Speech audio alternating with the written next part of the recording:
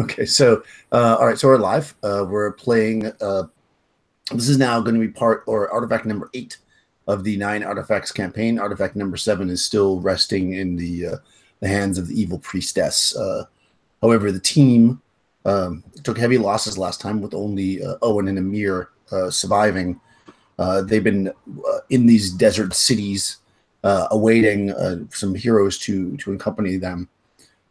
And 2 have arrived with news of another artifact. So in the meantime, while we're waiting for more heroes, these 4 adventurers will head off to in search of the swords of the element.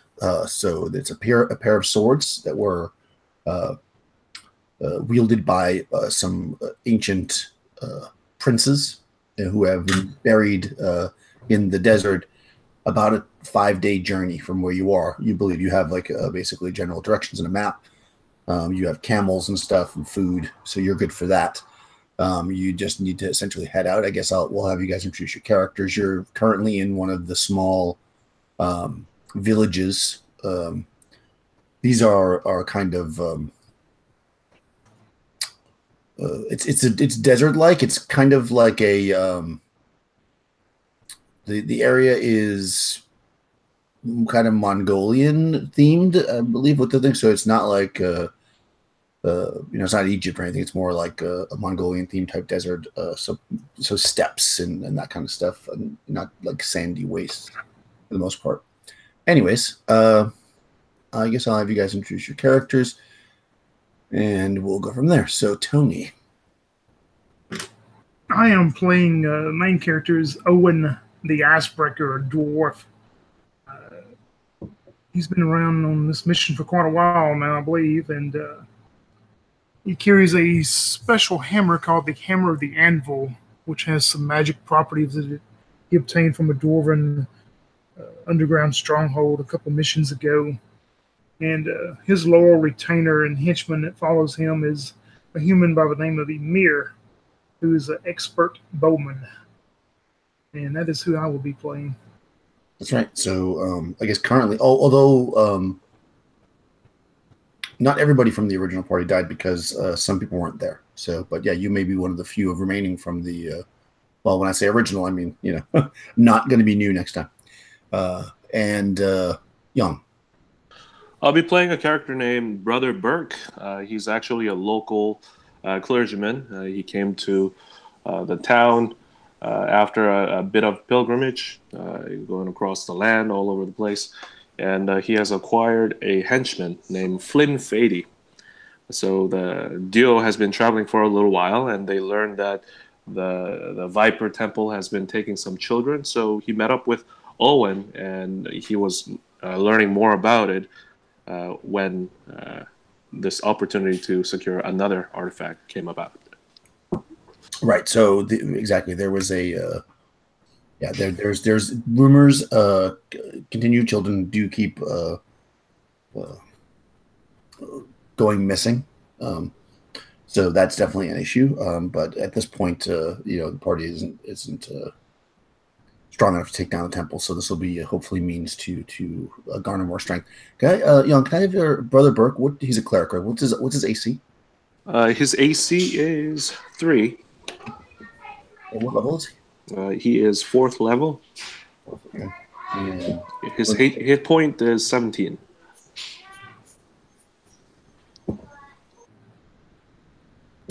And the thief is 2nd level. AC is 7. Hit point is 7. And yeah, that's it. Yeah, perfect. Just helpful. Yeah, that's right. Your oh, there it is. Tony, can you write your character's names? Yeah. Yeah. In the other campaign, I have like an ongoing chart, so I don't need that. But just for your character's name and class and AC, that way I can have quick reference to it when it is D&D. There will likely be combat, but you never know. There might not be. Yeah, cool. So you're gonna do that. So yeah, so you guys are basically. Is there anything? I mean, I'll assume that you have any normal things. So you're gonna have your camels. You've got a supply of water. You have food. You have, whatever weapons and stuff you normally have. If there's anything special that you want to get in the town before you head out, because you're about to head out. So this is what you know. You're going to be heading out into the desert about 5 days. There is an oasis about 3 days out, so you guys will be able to stop and refresh your water. From there, and of course you want to hit that oasis because you're heading to the west. You're going to turn essentially to the north at that point and head for 2 days up where there previously was a civilization. That, according to the messenger who brought you the quest, this was a civilization, so you're going to see ancient walls and stuff. It should be pretty easy to locate. And somewhere near the center, so how do we figure that out? There should be a large set of doors set somewhat into the ground, almost like a bulkhead. So it's they won't be straight; they'll be kind of at an angle with ancient runes. You'll have to go through these stone doors, and nobody's been into this crypt, but this is where these princes were laid to rest, and it is said that they were buried with their weapons, and these weapons are together make up the eighth artifact, which is the sword of the elements. So if there's anything special you want to get in town before we go. The only thing that Amir, he would have bought a bunch of more arrows if they had normal standard arrows. Yep, they got arrows. So he was getting low. Flim would have gotten a 10-foot pole. Okay. That's it. That's it? Okay. Nothing else? Oh, yeah. By the way, Brother Burke, I had him carrying a spyglass. Okay. Cool. That's legit.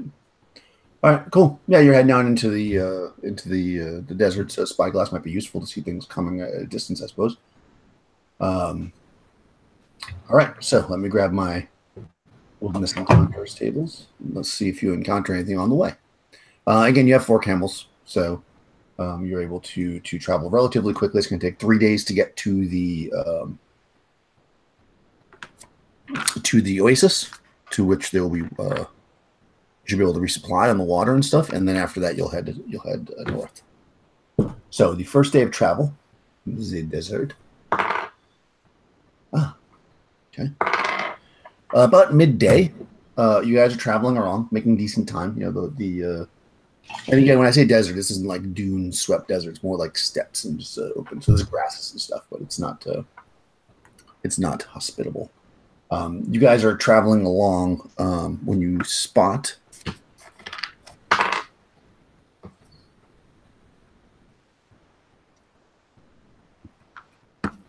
some kind of animal.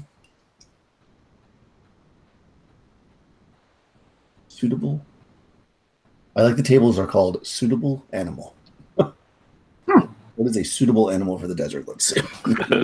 Suitable to eat, maybe? Yeah, it's like suitable animal, suitable humanoid, suitable. Number 6. Okay. Let's see. Are you surprised? You're not. Is it surprised? It is not. Oh, it is actually. It doesn't see you. And it is 2, 7, 6. It's about 130 yards away. It's a hawk, so it's probably flying. And it is a very, very big hawk. You might even say it is a giant hawk. And it's kind of circling around. It doesn't seem to notice you guys right away. What would you like to do? Brother Burke, you ever seen anything like that before, that big? I've never seen something that's that big before. I'd say we stay out of it. Yeah, he looks like he's flying up there looking for a meal. And I don't know. I'm the smallest one here. I don't want to be the meal. Okay. I don't want the hawk to come after our camel, so let's stay away from him. Okay. Do you want to like stop where you're at and just see what he does, or you want to try to just start going skirting your path? Because it's kind of like in front of you. I mean, it's circling, so it's covering a decent amount of area. Holy crap! It flies fast. China hooks birds. They're the size of a large dog or a small pony.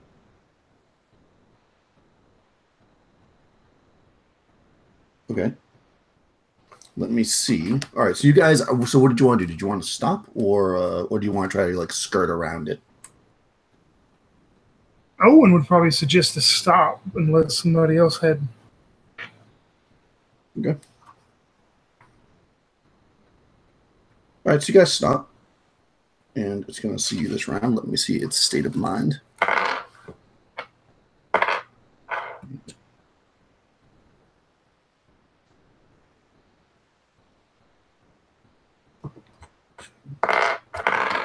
Okay. You see that it circles, and you realize this thing is moving really, really fast. It circles around, and it kind of starts to slow down as it's kind of making the arc that comes towards you. So it's obviously eyeballing you as it goes, and then it suddenly goes faster and just circles around the other way and flies away. And you wait for a minute, and it goes pretty far. It heads out to the north. I don't guess we looked at that hunt that much of a meal to it. Yeah, I totally agree with you. Cool.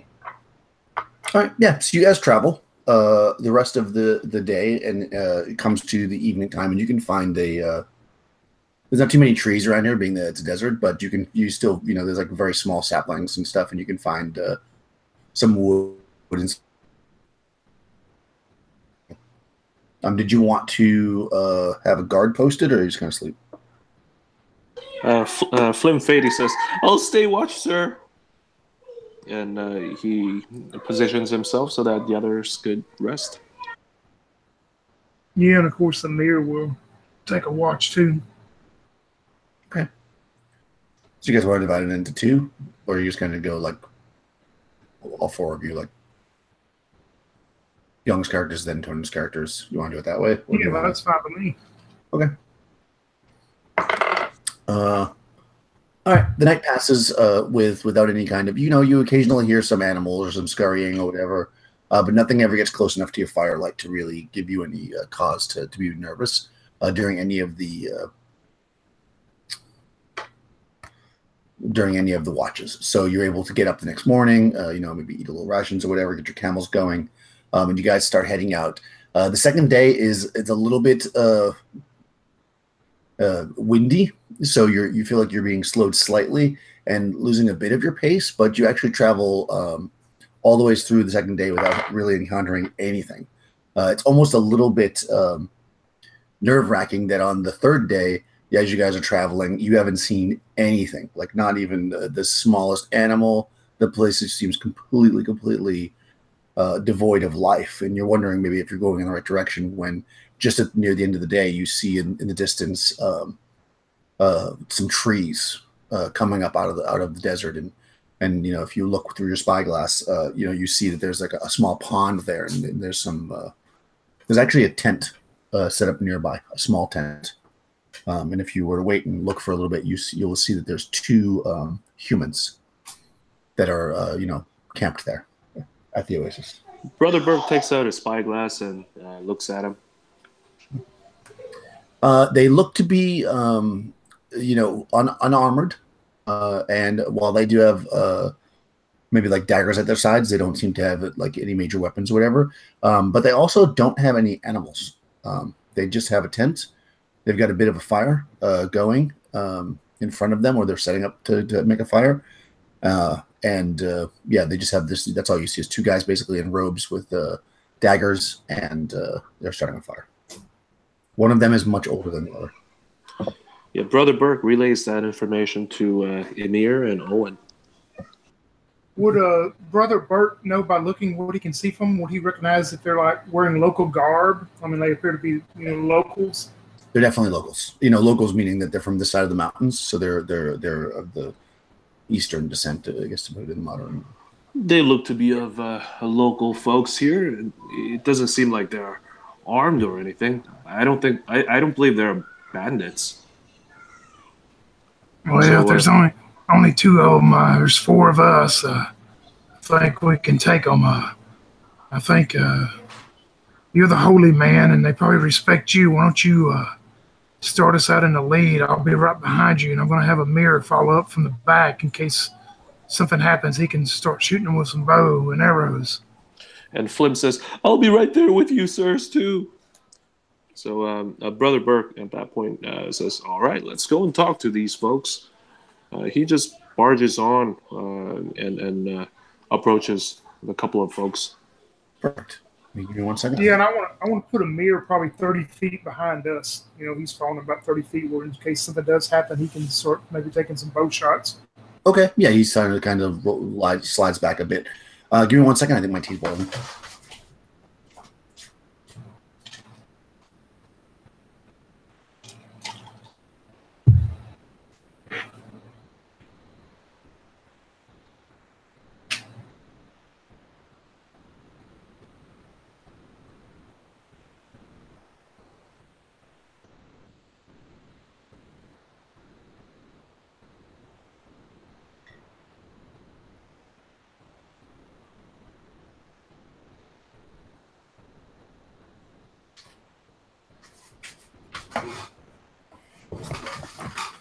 Okay, so yeah, you approach these people, and you're on camels, and not exactly the land is flat, so you can't exactly be super stealthy.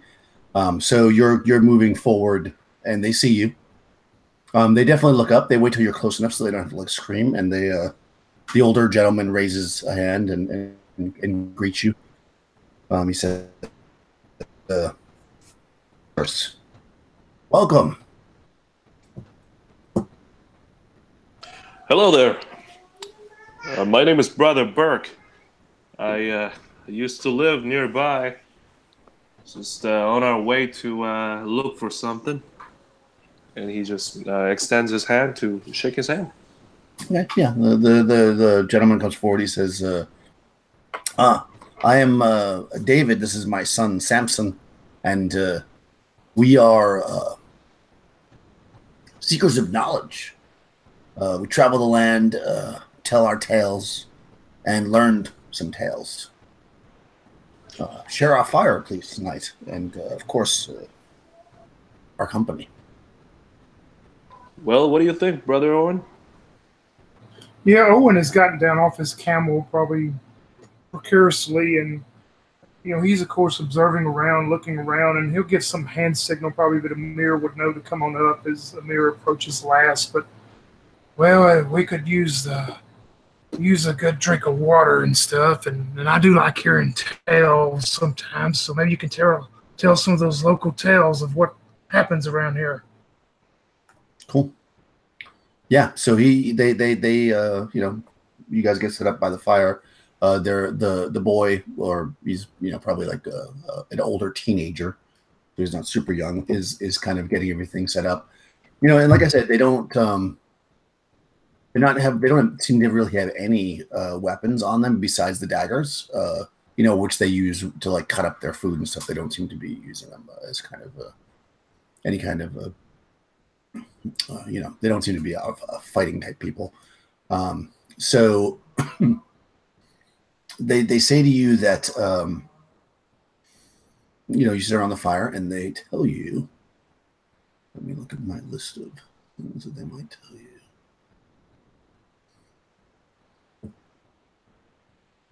So they say that I lost my list. I love my random generators. They tell you that they had seen recently an elf, female elf, which is rare in these parts indeed. That was heading to the south, where she claims there are magic beyond belief in the jungles there. So, apparently, she's seeking a sword that is said to be the most powerful sword ever made. She, of course, says that it's an elven blade, although I tend to believe it might be a dwarven blade. He says, and he kind of winks at yeah, if it's the best blade, it's definitely going to be made by a dwarf. Well, bladed weapons, not something that I could use, but I'm sure someone else in our party could. That is if we ever get our hands on it. But obviously, South. she's after it. But maybe if we hurry up, we might be able to run into her. Who knows? And Flim says, he goes over to that little boy Samson and says, "Hey, buddy, my name is Flim." He says, "I'm Samson. Nice to meet you." "Hey, you look to be about the same age as I am." And he looks around and says, "So you live around here?" We traveled land, living wherever there is water and people to converse with. "I see. I heard that there are some ruins nearby. Do you know how far away that would be?" There is an ancient city to the north, about maybe 2 days ride. 2 days. All right. Well, that sounds like a lot of fun. Did you see Ghosts walk in the ancient cities. Ghost? Yikes! I hate ghosts. And then he, runs over to Brother Burke to inform him what he has learned so far.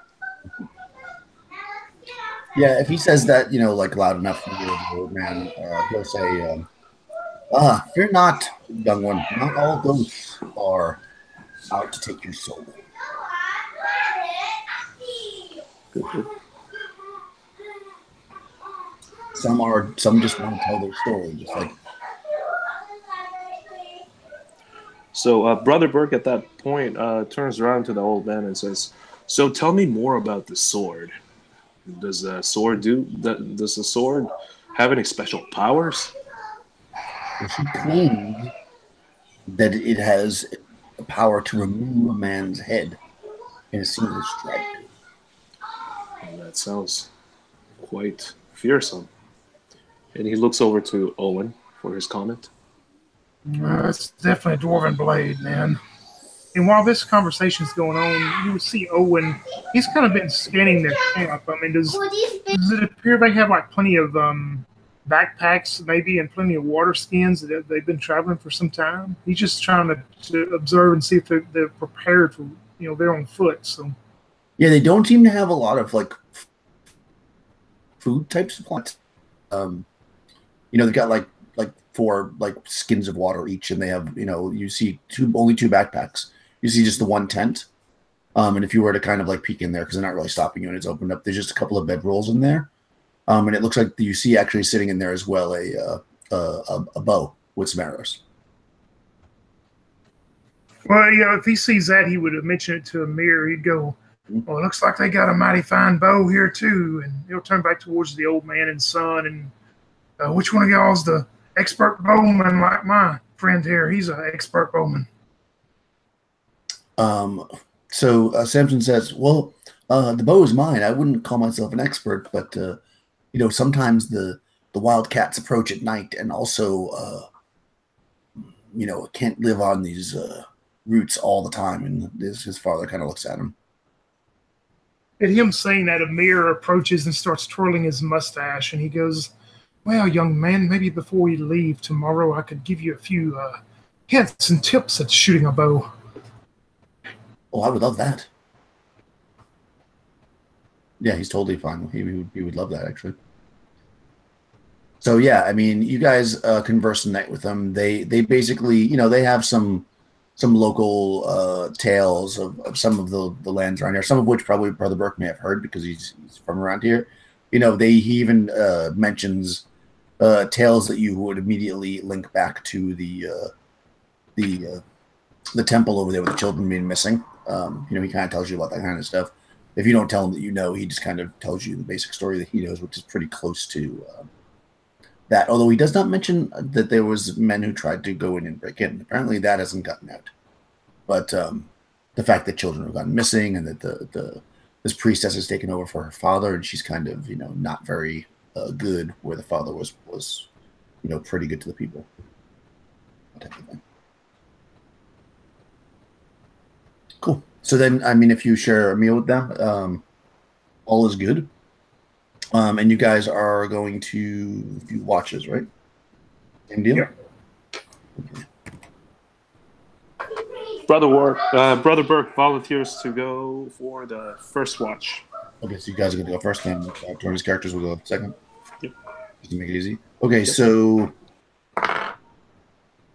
Tony, have so on Amir's watch, which is the last watch, have him roll a save versus spells. All right. Fail. Okay, so he's whatever, doing his watch, feeling pretty confident that everything's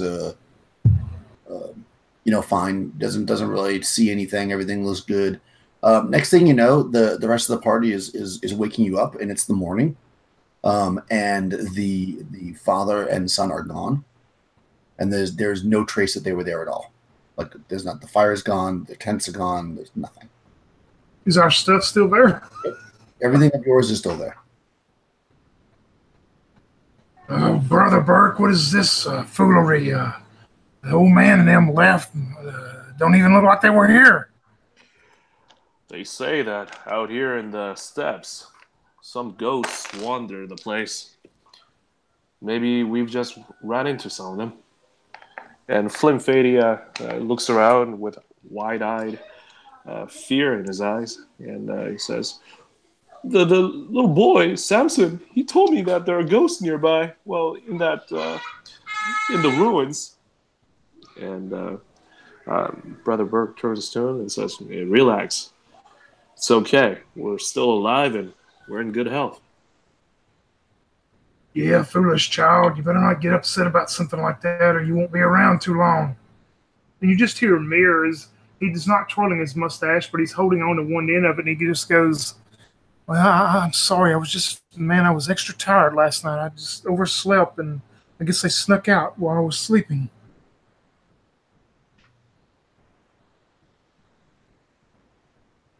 Are there tracks leading out, or are they just gone? Yeah, you look around. You guys can all roll a d6 with a search roll. Three. Yeah. So, yeah, you guys don't find any tracks from them, nor do you even see, like I said, where the fire was. It's like they were never there. Ooh. I don't know what foolery all this is, but maybe the sun affected us, but I guess we need to move on to where we're supposed to go, brother. Amen, my friend. Amen. And he offers a little word of prayer, and he's off on his road. Nice. So yeah, you guys are heading north. You've refilled your canteens and everything. And the next 2 days go by really quickly and easily. Like it's actually fair weather. Like it doesn't get too hot or too cold, and it's not windy, and you're making decent time. And you actually come upon. You figured it would take 2 full days, but after about a day and a half, you actually find yourself crossing what seems to have been maybe the walls of a mighty city at one point. You can see these stones kind of coming out of the ground, but none of them more than about 5 or 6 feet out of the ground. But there clearly were walls. You can see what looked like maybe tops of buildings and things, and spread out across a ruin, but such are sandblasted to all the corners around it and stuff. So you don't see like perfect buildings anymore. This is clearly very ancient. So yeah, you're basically crossed the line into the ruin area. So what do you guys want to do there? Do they know the name of the ruins? Yeah, I do have the name actually.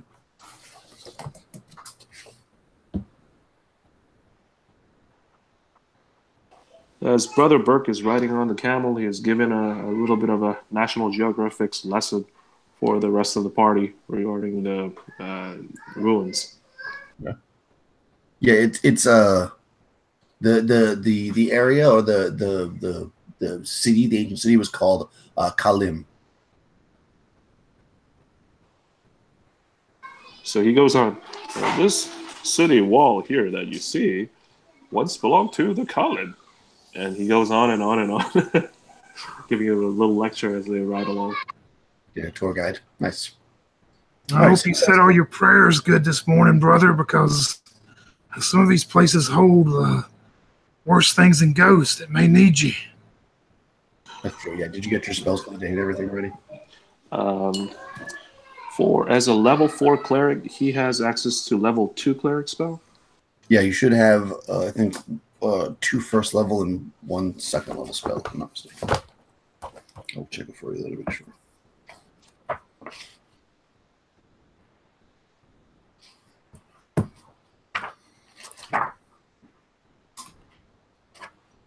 Let's see, clerics. Yeah, 4th level, you got two first level and 1 second. So go ahead and select those now. Yep, sounds great. You have a spell list, right? Yep. Okay. Cool. All right. Nobody else is a spellcaster, right? The rest of you guys are just regular fighters and stuff. All right. Cool. So you're in this desert region. So what we'll do is you're heading towards the area of the center, I guess, where you're looking for this entrance. So go ahead and I guess I'll just have Tony do it. Tony, roll a d6. All right. A 1. A 1. Okay, good. Yeah. 5 and 1. Oh, okay, nice. Yeah, so you guys basically come into the area, and it doesn't take you very long at all. You're kind of heading towards the middle, and maybe dwarf, even though your architectural skill is mostly based upon underground construction, maybe this ancient stuff had a similar pattern to it. So you right away maneuver through this ruin, and you can see off in the distance what is a set of giant doors. And as described, they're not flat, perpendicular. They're kind of like at an angle to the ground, and they're basically the back of it is a building, like almost what looks like it probably had a domed roof, possibly had some kind of metal covering on it, because you see some like reflections from the sun, but by now it's been blasted off by the sand. All you see is primarily bare stone.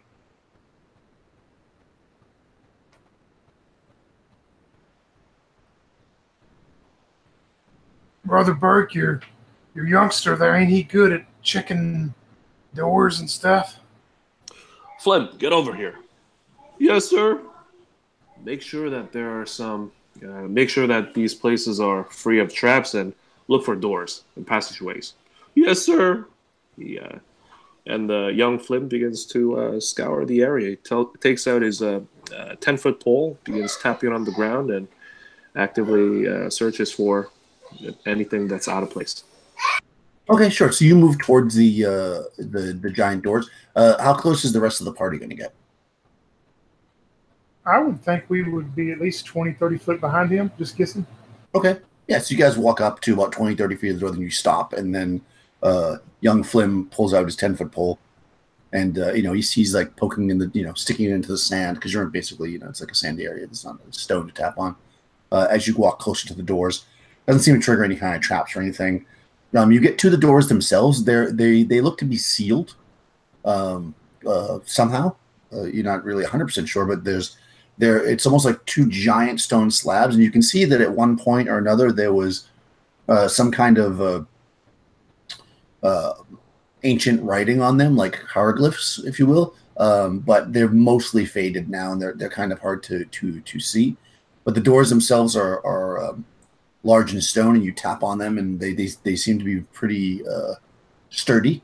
You don't really hear hollowness on them.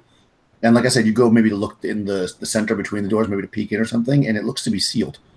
Could be centuries of sand just like filling in the crack. It's hard to really say, but it looks almost dense in between. So you couldn't, stick a dagger through between the doors or anything. It wouldn't fit. You'd have to like chip away at it or something if you want. Sir, it seems like the path here is blocked. I'm not so sure how we could get through. And Brother Burke begins surveying the area for any intelligible writing that he would recognize.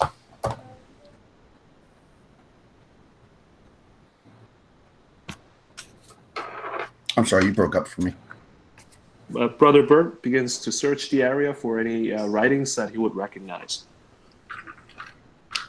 Okay. You're a cleric, so go ahead and roll 4d6 and try to get under your intelligence.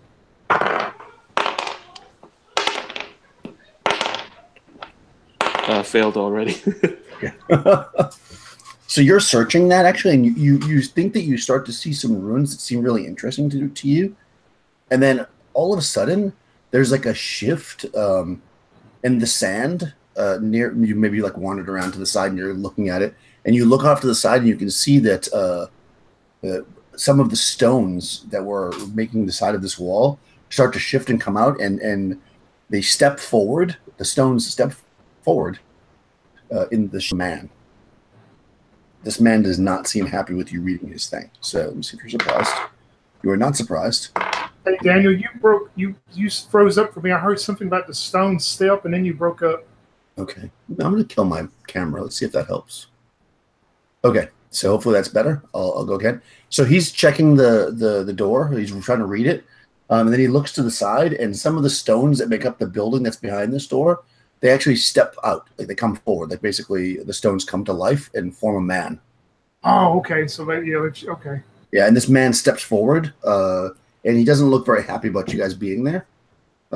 And he's going to attack. So let's roll initiative. Go ahead, Tony, and roll initiative. All right.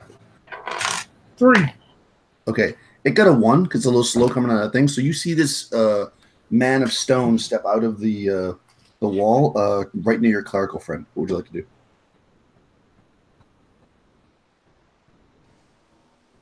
Is it Owen's turn? Yeah, Owen. We'll just do like we do with the other campaign, just make it easier. So go Owen and Emir, and then your character's young. The next round, you'll go first. We'll just do it that way. How far would Owen be from it, then, since he's... You're probably 30 feet away, because that's where you guys had stopped. That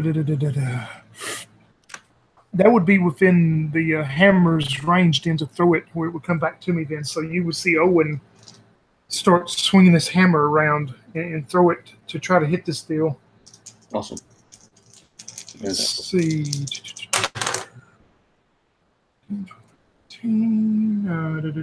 Armor class 4. Hits.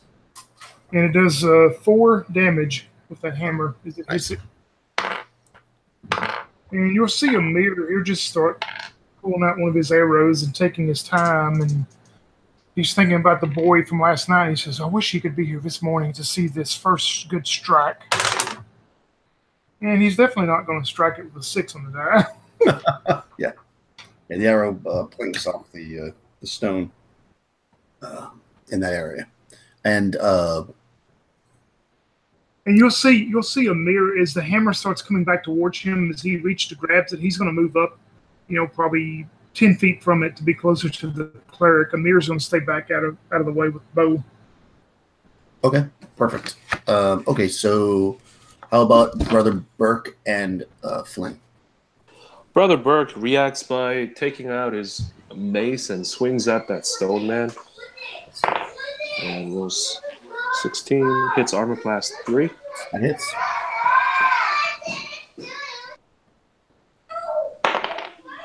And does whopping 1 hit point of damage. Okay, your mace clinks off the metal, off the stone, and it chops a little piece off. How about Flynn Fady?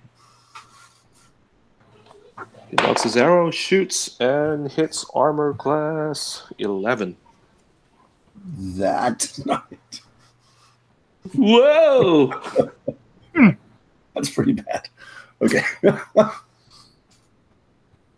right. This thing turns and looks at. I'm trying to look at the range on its attack. It has a ranged attack.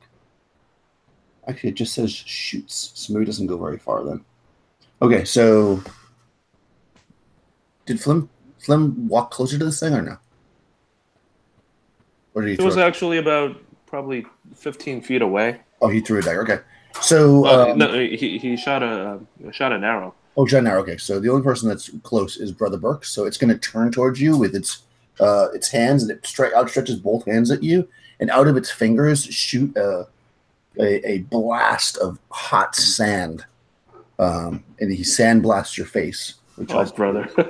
So he gets anti monster. So he rolled a 16. That's going to hit for sure. And it's armor class -1. Ooh, this could be unfortunate.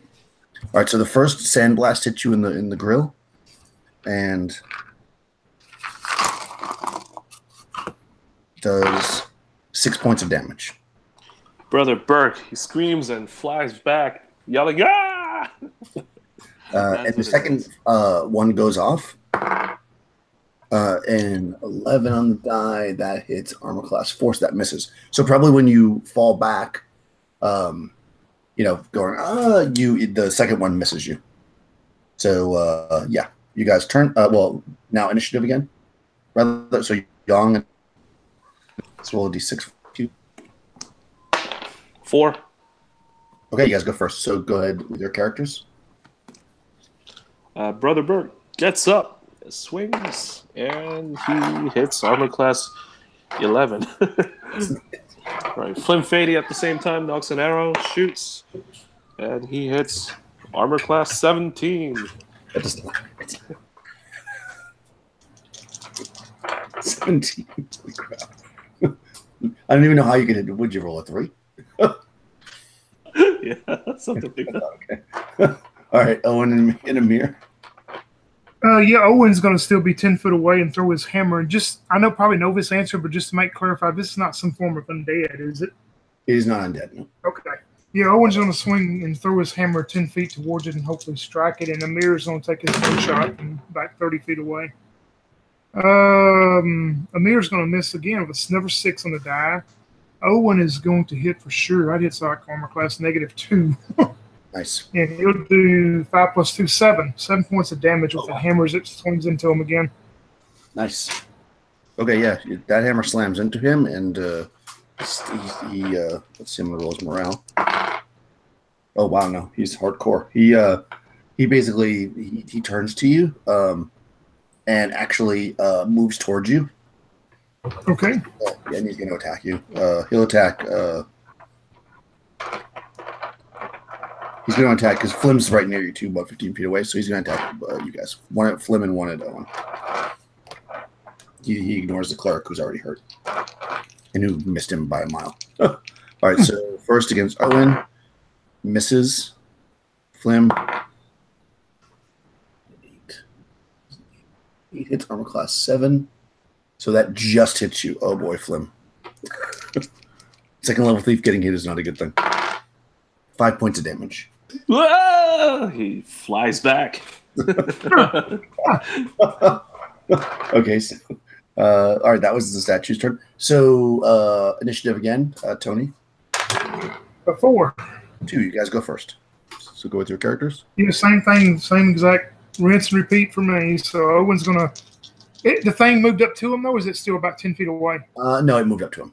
Okay, well he's not gonna throw the hammer. He's just actually gonna engage with the hammer then. Okay. That should hit. Let's see. Yeah, armor class 4. Yep. And 6 damage and hit. Yes. Oh my gosh, poor Amir rolled a 5 this time. He misses again. Oh man. Huh. Okay, so all right, yeah, this thing is like pieces of it are crumbling. It's starting to look less sturdy. And Young, your characters. Flim at this point gets up from the ground and says, "Better part of valor," and runs in the other direction. Okay. And Brother Burke, he gets up. He's back on his feet, grasps his mace and swings at him. And rolls 3, so it's a wild miss once more. Okay. Yeah, the cleric staggers up and swings and misses. So this thing turns. So are you doing a fighting retreat with Flim? or is he full on running? Flim is full on running. Full on running. So it's going to get +2 attacking you because your back's turned towards it. So it is going to make an attack at you because you're running, and it's shooting its crap. Yeah, so it's going to do the same thing as it did before. It's going to go once after Owen and once after Flim. So against Owen, it rolls a 10. 10 hits on the class 4. That does not hit you. And it rolls a 3. +1, so +2, so 5. That hits an armor class Nothing. Okay, so yeah, he bursts his sand burst must be getting completely misses both of you guys. That's the next round. The young roll initiative.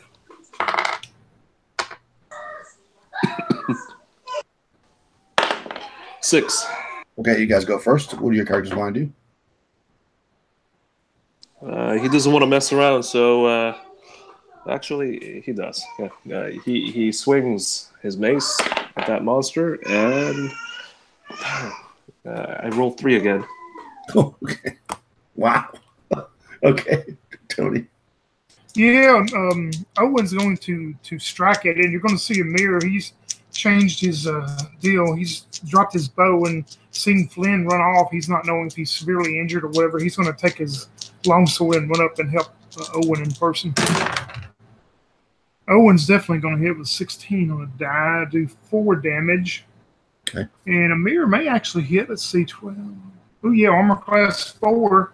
Okay. Oh, wow, max damage with the longsword, 8 plus 3. So that's, what, 11? Wow. Okay, yeah. Yeah. So Owen hits this thing, and it starts to crack and shatter. And then Emir comes in with the sword and hits it, and it just completely breaks apart. I mean, not in an explosive way to cause damage. And it falls to the ground in chunks and pieces. He starts twirling his mustache. He says, well, I guess I just needed to get the melee out of the way first before I go back to my bow. Brother Burke, he gets on his feet and says, you guys are amazing. And Flim Fady says, oh, my Lord. And he comes back to the rest of the party. Oh, God. Okay. All right. So while you were looking, though, you because you were reading this thing when this thing attacked you, you could see that this text is very, very ancient and probably more like hieroglyphs, and it would take a massive amount of study to be able to actually read any of it. So there's not much to be gained from the writing on the door, unfortunately. They must sense all your powers there, Brother Burke. You stirred that thing up like that. Yeah, I don't know what it was, but I think I said the wrong thing or thought the wrong thought. I'm not so sure how to open the door, though. That sand got in Flynn's eyes, and he's running around like a chicken. Well, no longer, sir. I'm right over here. And he looks to Brother Burke and says, Brother Burke, could you help me, please? Brother Burke turns to him and says, all right, settle down. Stay still, Flim. And he casts Cure Light Wounds on the poor guy. Okay, so that's a D6 plus 1. So 5 plus 1, 6 points of damage healed. All right, boy, take that pole and start knocking around the corners again. We need to find a way in there. Me again, sir? And Brother Burke says, yep, you. There's no one else. And Flynn grabs his 10-foot pole and starts tapping. Okay. Yeah, so you're tapping around the door. Let's see. Second level. Get our percentile dice out here for you.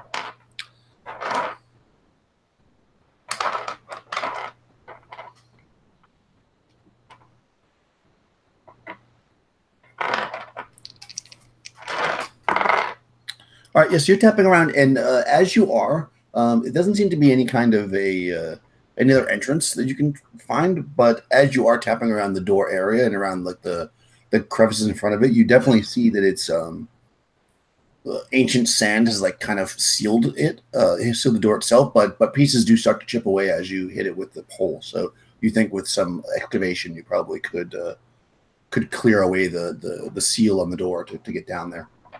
But it would need to be like dug out a bit. Yeah, Owen has he's got a shovel. Would that help dig it out, or just like we need to bang on it with the hammer?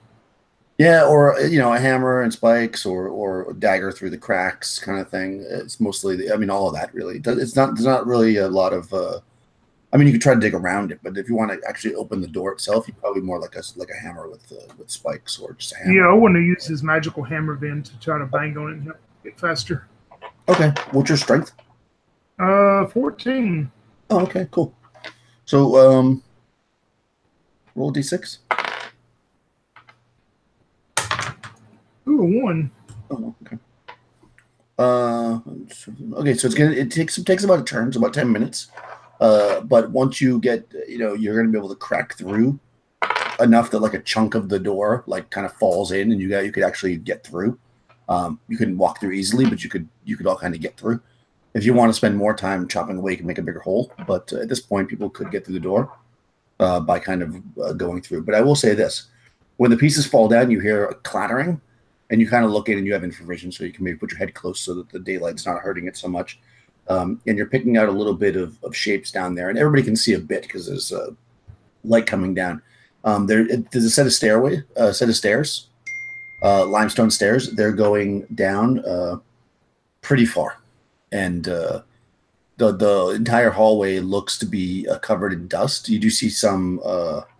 You don't see any. I should say you don't see any like footprints or anything. Like it looks like this place has been long deserted and not been entered in a long time, basically.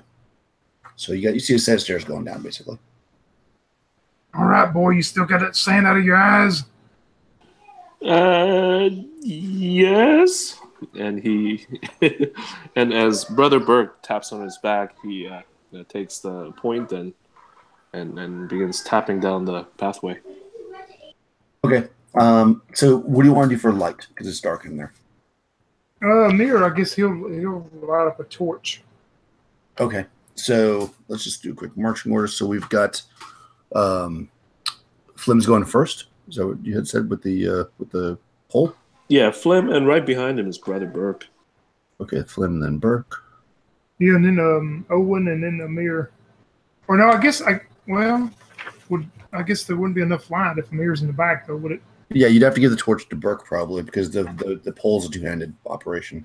So Brother Burke will have to hold the torch if you want to have light in the front of the party. Yeah, Amir's going to carry a torch too because he's going to have his sword out and his bow slung, so he'll carry a sword and a torch too. Yeah, that'll give you a lot of light if you do that. That'll work out pretty well.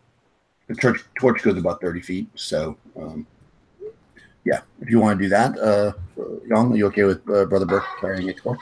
Actually, at that he says, "You know what? I think I'm gonna bring up the rear," and he takes the rear instead and allows allows Amir to stand right behind Flynn. Okay.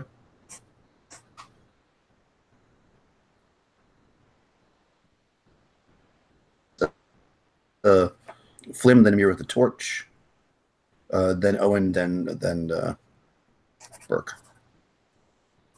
Cool. All right. Yeah. So you kind of all work your way through this small hole, and you're on this set of, like I say, limestone stairs heading down. You've got it's a narrow stairway, and it descends very steeply. So, you're kind of going slow, kind of going down the stairs here. It goes down 40 feet. So it's 40 feet worth of stairs, which is a pretty long stairway. And it ends in a square chamber. You're tapping. You don't encounter anything on the stairs. When you get to the bottom of the stairs, you're looking in a square chamber.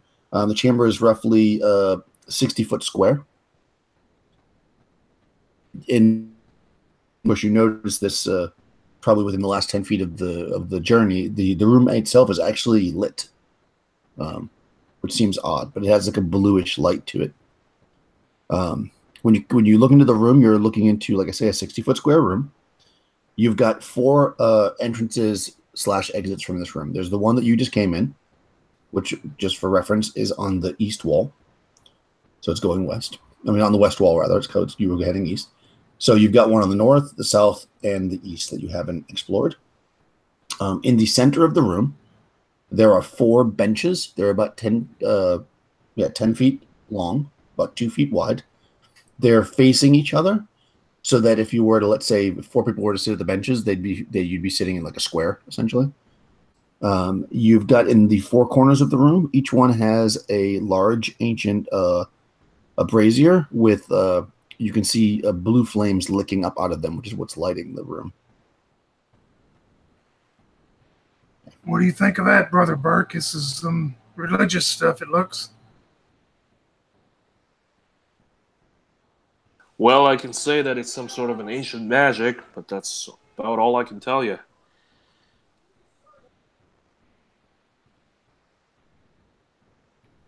Owen will walk up to one of the braziers and look. Is there anything else? I mean, if you look in it, you just see the blue flame coming up. Is it hot or not? Yeah, it's quite hot, and it feels like a regular flame. I mean, you'll get burnt when you go up to it. If you stick your hand in, it would be. But there's no like oils or anything in there burning. Like it looks like there's nothing burning. The flame's just sitting in there, like consuming no material. For Brother Burke, you can roll 46 under your intelligence. No, 46 under your wisdom, we'll say, to know if you know anything about their aspect.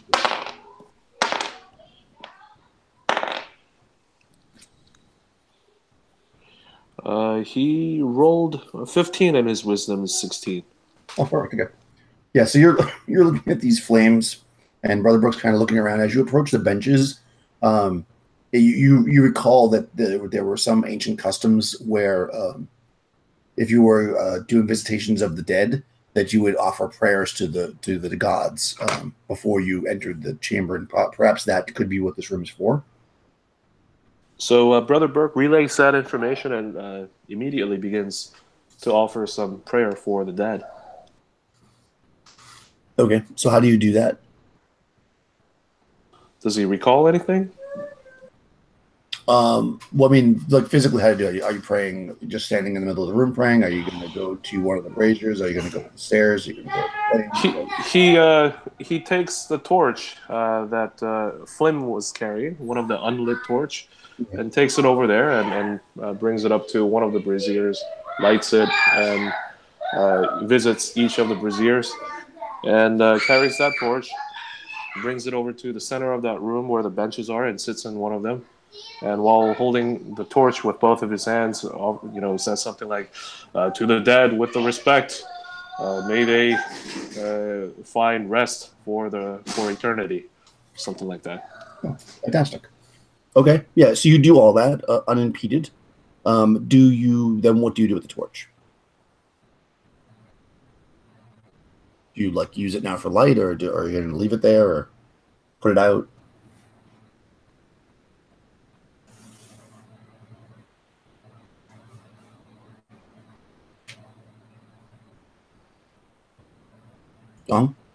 You lost me there. Could you repeat that one more time?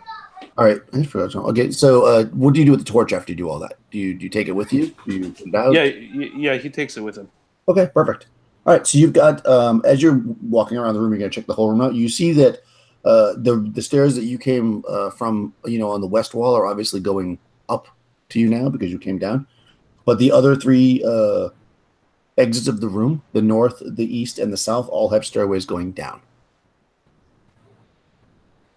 After Brother Bert did that, Amir would walk up to each of the braziers also, and he's going to place a copper coin in each of them. Oh, okay. Nice. Yeah, you do that. It doesn't burn up or anything. I mean, it's definitely hot. So, like, the coin probably eventually, if you were to stare at it, it will eventually start to become molten. If you were to spend long enough looking at it. Yeah. He turns to Owen and Emir and says, "Well, where should we go? Should we try with northern passage?" Well, they always say if you go north, it gets colder. So, yeah, let's go that way. I'm kind of sweating right now. "Should I go out in front again, sir?" And Flynn looks at the other guys, hoping that someone else would take his place. And Brother Burke, without saying anything, he just points. It's like, he nods. "Oh, shoot." And he takes out his 10-foot pole and starts tapping as he heads north. Okay, cool. Yeah, so you tap, tap, tap down the stairs. This goes down about 20 feet. All the stairs seem very secure. Nothing seems to be hollow or any tripwires or anything like that. You're coming down into a room that is a rectangular in shape. It's about... you don't see any other immediate exits from the room, but you do see... let's see. There's even box text. Several small steps drop you into a burial room with 3 stone coffins. 2 are sealed, so When you come into the room, you see a coffin directly in front of you on the other side of the room, directly in front of you, and then one to your right and one to your left. Two are sealed. The two on the right and left are sealed. The one directly in front of you has no lid at all. There's a small chest at the foot of each of the coffins. Why don't you go there, boy, and look inside the one that don't have a cover on it first. Make sure ain't nothing fixing to rise up. Yes, sir. He goes over there, and he's about to touch one of the chests. Okay. Brother Burke interrupts and says, "No, don't touch anything. Just look." All right. Yeah. So he looks. The chest is there, and you're close enough. Do you want to look into the coffin? Yeah, he looks into the coffin. Okay. Yeah. So you look into this first coffin, and there seems to be the remains of multiple people. They are now brittle bone skeletons, basically. But you can definitely tell it's multiple people because there's definitely, there's a few skulls in there.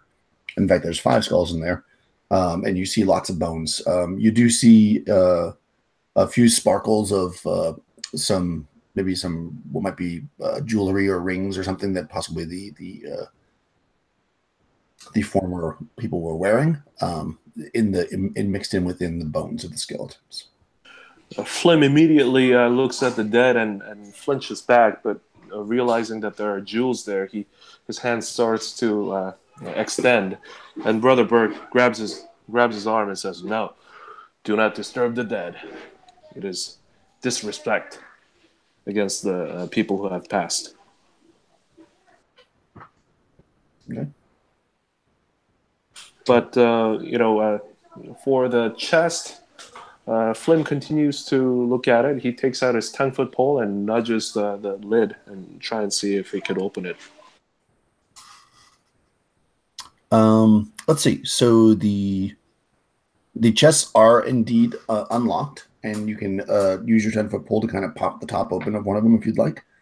And inside you see an assortment of some jewelry. There are a handful of rings, displayed nicely inside the chest. So it's not like a chest piled with treasure. Like there's 4 rings. There's a necklace, and there's a set of earrings in there, like just nicely displayed. Brother Burke explains that these used to probably belong to the people who have died, and he shouldn't touch them. And Flim nods and looks over to Owen and the others. While all that is going on, and he's explaining that the first one that didn't have the cover, Amir's going to walk over and look in it. What was inside of it again? Well, that's the one that has the 5 bodies. That's the one he looked into. Was there some open rings, though, that were laying there or something? Yeah. There's you would have to move some bones aside, but you see some sparkles, like there could be something in there. While they're doing all that, Amir is actually going to reach in and he's grabbing one to more inspect it closer, really. Okay. Yeah. So you look in there, and you can maybe bring your hand in there and push aside a couple of the bones or whatever, and you see. Go ahead and roll a d6. 2. So you kind of see something that looks like it's maybe like silver. So you reach down to grab it, and when you grab it and you pull one end of it, it's a necklace. So you pull it out, and it's a necklace that's got some small green gems on it, and it's made of silver. Yeah, if nothing happens, if the bones don't start rising up, and while they're still inspecting that, everyone Amir's going to try to put it in his belt pouch. Okay. Cool. Yeah, it's a silver necklace with emerald chips worth 50 gold pieces. Okay.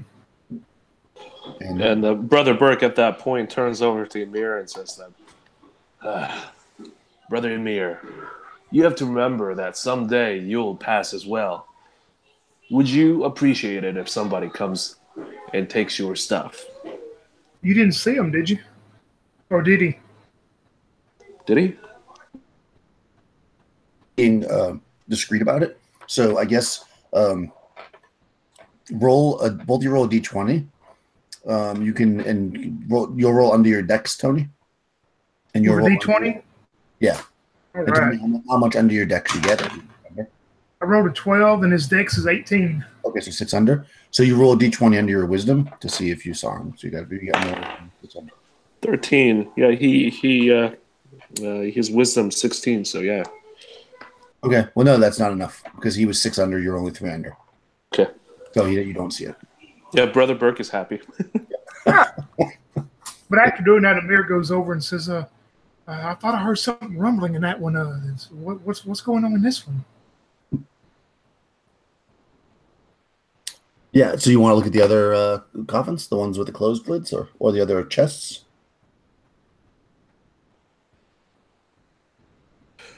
Flim, getting the cue from the others, he goes over there and knocks on the lid. Okay. Sounds. And he uses his 10-foot pole to push the lid out of the way. Of the coffin? Yeah. Okay. It's pretty heavy, so you would need to actually put hands on it. You have to do an open doors roll to move it.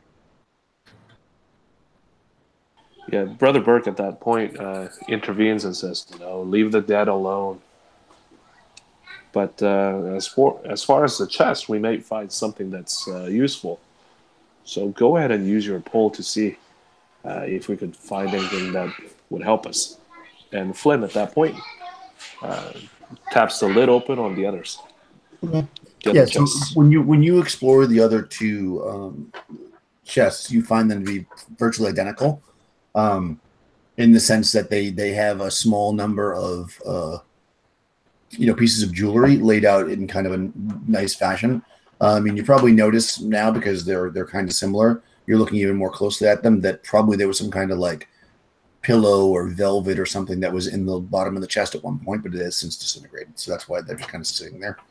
But they're kind of they probably were displayed nicely at one point. Now they're just kind of sitting at the bottom. But they all have a more or less identical things. The other two have more stuff. They have 6 rings, 2 necklaces each, and 2 pairs of earrings. Brother Burke turns to the other guys and says, "Should we move along?" And Owen looks at Brother Burke and I agree with you. I don't like disturbing the dead. That's their stuff. But if we find that sword, we need to find that sword, wherever it is. We'll have to take it if it's on a dead one or not. Sounds like a plan. And Flynn, at that point, nods to the other guys and takes his place. Cool. All right. So you get back in front and you head up the stairs. You just came down, tapping. You're back in that first room with the braziers. So you've got a passageway to the east and to the south that you haven't explored. Well, you want to go to that east door there, youngster? Well, yes, sir. And he takes his 10-foot pole, goes on tap. Cool.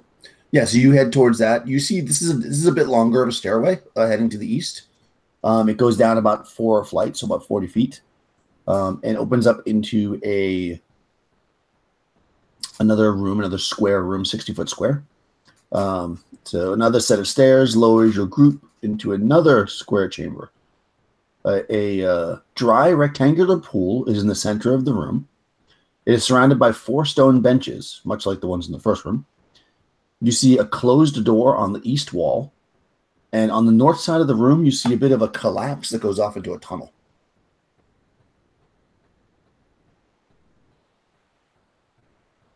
Brother Burke turns to Owen and Amir and says, should we try the door first? Yeah, let's take the easy way, I guess. Okay. Do you want Flynn, get to it. Yes, sir. And he begins approaching the door. Inspect the door for any traps or anything. Let me get my dice out. So you get up close to it, and you're fishing around looking for any tripwires or any kind of anything that might be attached to the door that might be some kind of a trap. And the door looks pretty clean. I mean, it's a. Let's see. Just describe the door. No, it's just a regular heavy wooden door with a handle. Flynn turns around and says, "No trap guaranteed, sir." And Brother Burke says, "Well, go ahead and open it then." Yes, sir. Flim goes on, tries to open the door. Okay. The door is locked. It's gonna take a little while, sir. And he messes around with the lock for a little while. Okay, you're gonna try to pick it. Okay. Ooh, 14. Locks is 20. Oh yeah, you picked the lock. Aha. So yeah, so you get up there and you click, and you pop the lock and it opens. Good job, boy. Yes, sir. That'll be 5 gold pieces. I don't know about that. Maybe 2. Well, let's get out of here alive first. Help us do that. Oh darn it! I thought it was gonna work. And he just goes in the door. Okay, yes, you open the door and in front of you is the stairs going down into the darkness. With the blue flame torch in his hand, he's standing right behind Flim this time. Okay. So now you've got Flim, then Brother Burke, then Emir, then Owen. No, then Owen, then Emir, I guess. You know. Yep, that thanks. Okay, so let me swap you guys back. Cool. All right, so you open the door and start to head down. Okay. Wow. Okay. Although it's pretty surprising. When out from the dried up pool in the center of this room, rise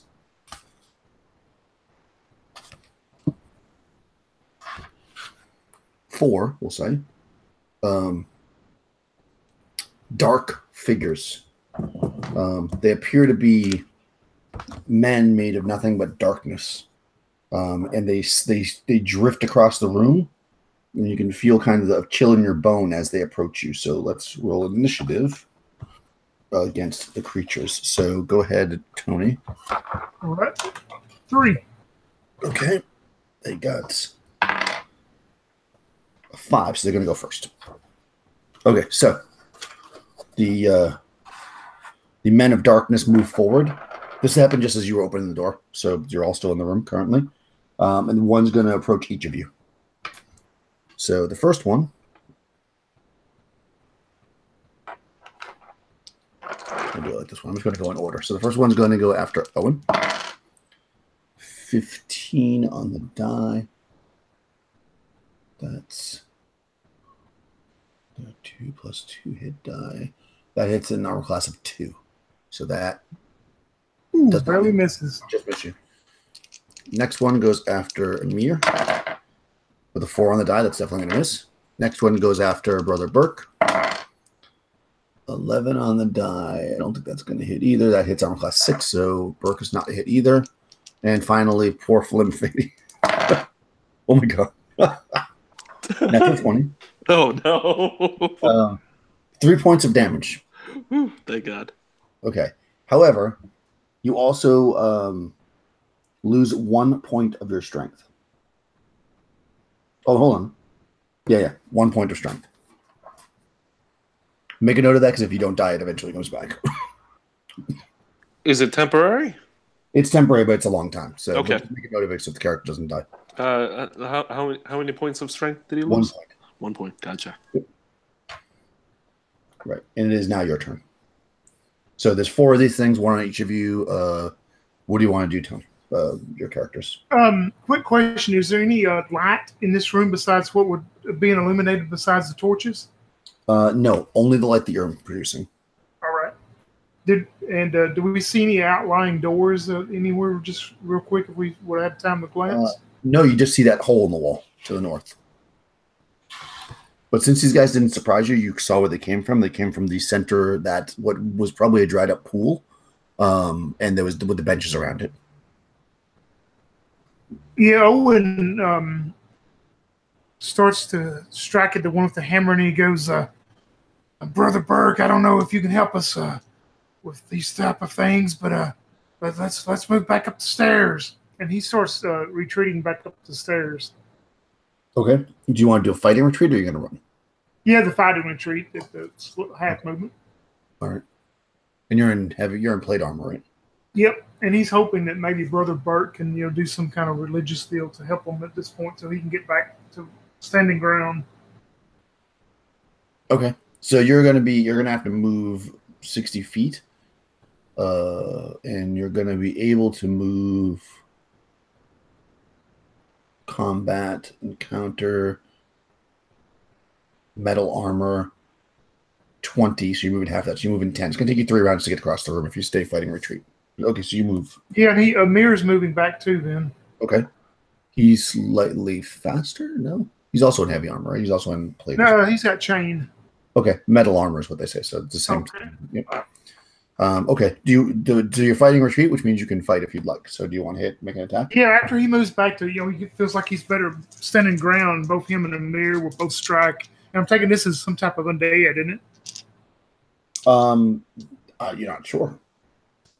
Oh, well, I mean, I was going to for the hammer because the hammer gets. Oh more. yes. No, it's not. Okay. Yeah, he's going to strike at it with the hammer. Then Owen will. Ooh, that's probably going to miss. Maybe let's see. Maybe not. Let's see. Armor class 7. That hits.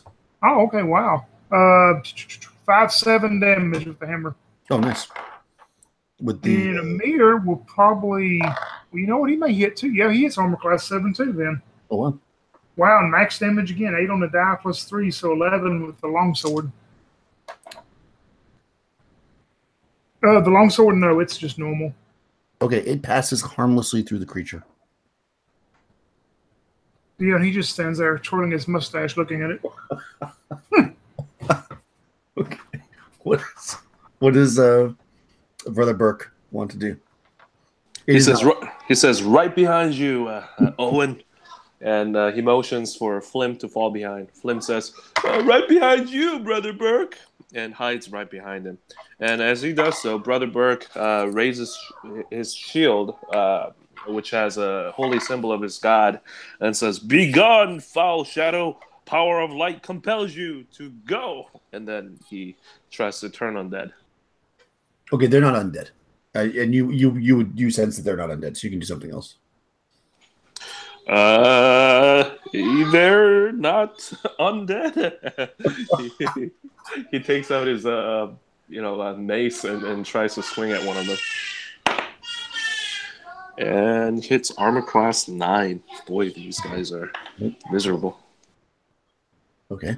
What about Flim? Is he attacking as well? Flim actually hides behind the other guys, but takes the blue torch from Brother Burke, and he's basically holding it up for them, illuminating the area, but he doesn't do anything. He's just making sure that he doesn't get attacked. Okay. Or tries to by hiding behind these guys. All right, so you grab the torch with the magical blue flame and kind of just get behind everybody else. Yeah. And you can all do that because it's a fighting retreat. You don't have to worry about them attacking you. So next round, right? That was the first round of initiative. So Young roll initiative. Ooh, they got a 5. 3. Okay, they're gonna go first. All right, they float towards you each, and they'll just do the same thing again. First one is going to try to grab on to Owen. 17 on the die. Ooh. That's probably going to hit you, I think. It's our 2 plus 2. 17 on the die is armor class 0. So you get hit for 2 points of damage. All right. And 1 point of your strength is reduced. All right. But again, it's not permanent, so keep track. So you'll get it back if assuming you got it. Natural 20 against Emir. Wow, these dice were rolling terrible for me. I wasn't hitting you guys at all. Now it's the same die too. Also 2 points of damage. All right. And again, 1 point of strength drained. Okay. Next shadow is going after Brother Burke. Misses terribly. And last one against Flim and hits him. I believe 14 on the die. Hits armor class 3 yet. So 4 points of damage to Flim. Yeah, he's down to 0. Okay. Stand by. We'll lose 1 point of strength while you're standing by. So don't take that damage. We'll go to the you didn't die, but this might suck worse chart. Let's see. I guess I'm going to use this one because I don't really have a spell one, which is what I would consider this. So roll a d6. 2. 2. Oh, roll again. 2d6 this time, though. 4 and 6. 10. 10. Okay, this thing reaches into your soul, and it drains your life force in such a way that that your heart's palpitating, and you feel like that you might actually you're going into basically almost like a cardiac arrest, but you're not dead though. You're going to lose 1 hit point per turn until you are healed, and then you'll eventually die if you're not healed. So, yeah, that sucks. He goes, You like feel your life fading from this magic. I need to make a magical effects one. Okay, so that was the shadows, and now it's your guys' turn. I forgot to roll initiative. Was it Young? Yeah. So yeah. Your characters go. Yeah, Brother Burke at this point casts Light, the first level cleric spell. Oh, interesting. Okay. In what way? Around himself, trying to see whether if the light spell would banish the shadow.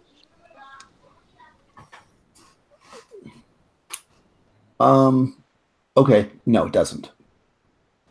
That you can see them better. but yeah, you're now lit up really nicely. How about Flim? Flim, does he still have 4 points of hit point? Yep, you didn't take that damage. You just took the life. Okay, and he just freaks out and he runs out of the place. So it's better part of valor, and then he tries to take the exit, that the entrance that they took to get down here in the first place. Okay, so you're gonna run, or are you gonna do a fighting retreat? He's gonna actually run at this point. All right. Assuming they win initiative, they'll get a swipe at you before you get out of their range next round. If not, then you'll get away. Okay, Tony, your characters.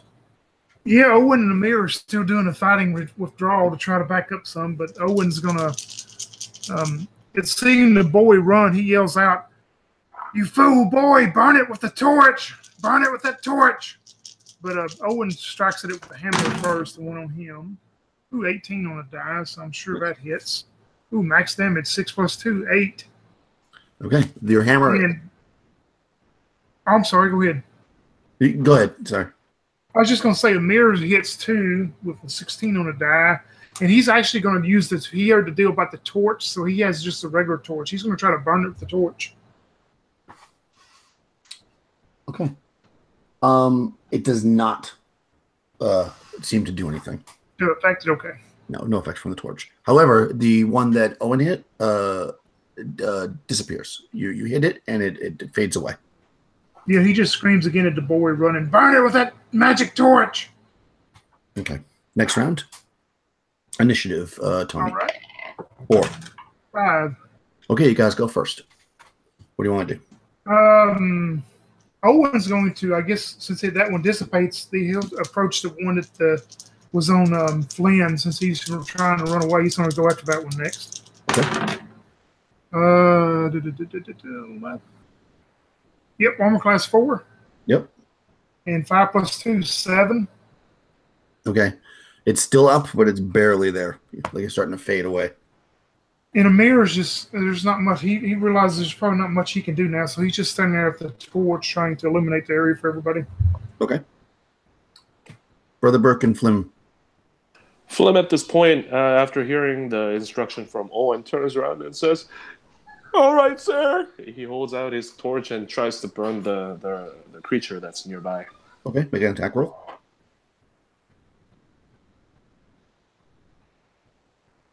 Armor class 5. That hits. He's trying to burn it with the torch. What's the damage? D4. 3. 3. Okay, and that's the one that was on you, basically, which is the one that Owen moved up to attack. That the torch hits it and it disappears. gone. Flim See, I looks up told and you, says, boy. "What? I destroyed one?" And then Brother Burke, now enveloped by light because he cast the light spell on himself, swings his mace against the one that's closest to him.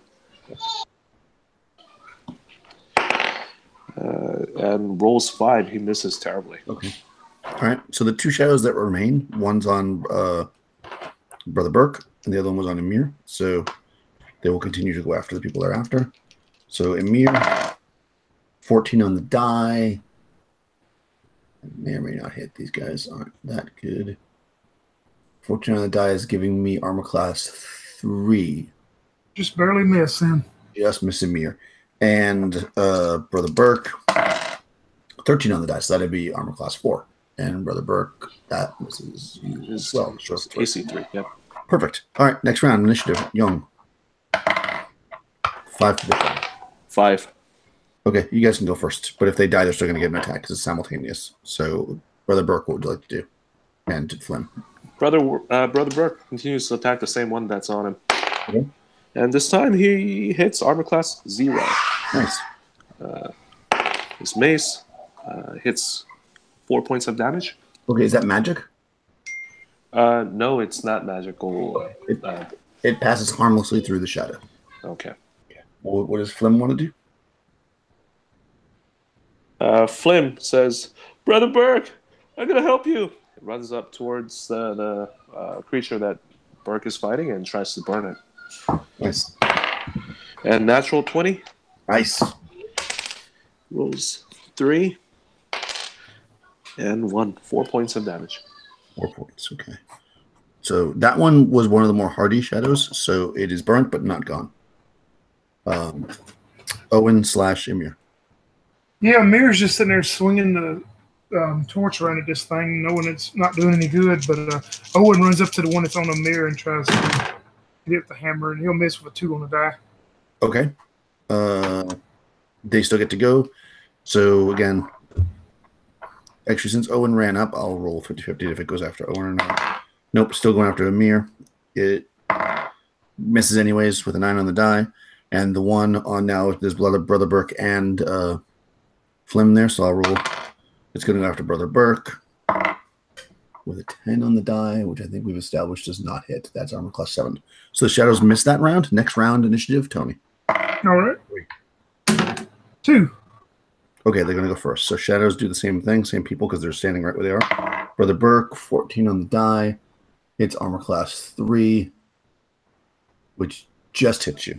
Yep. So you're going to take 4 points of damage.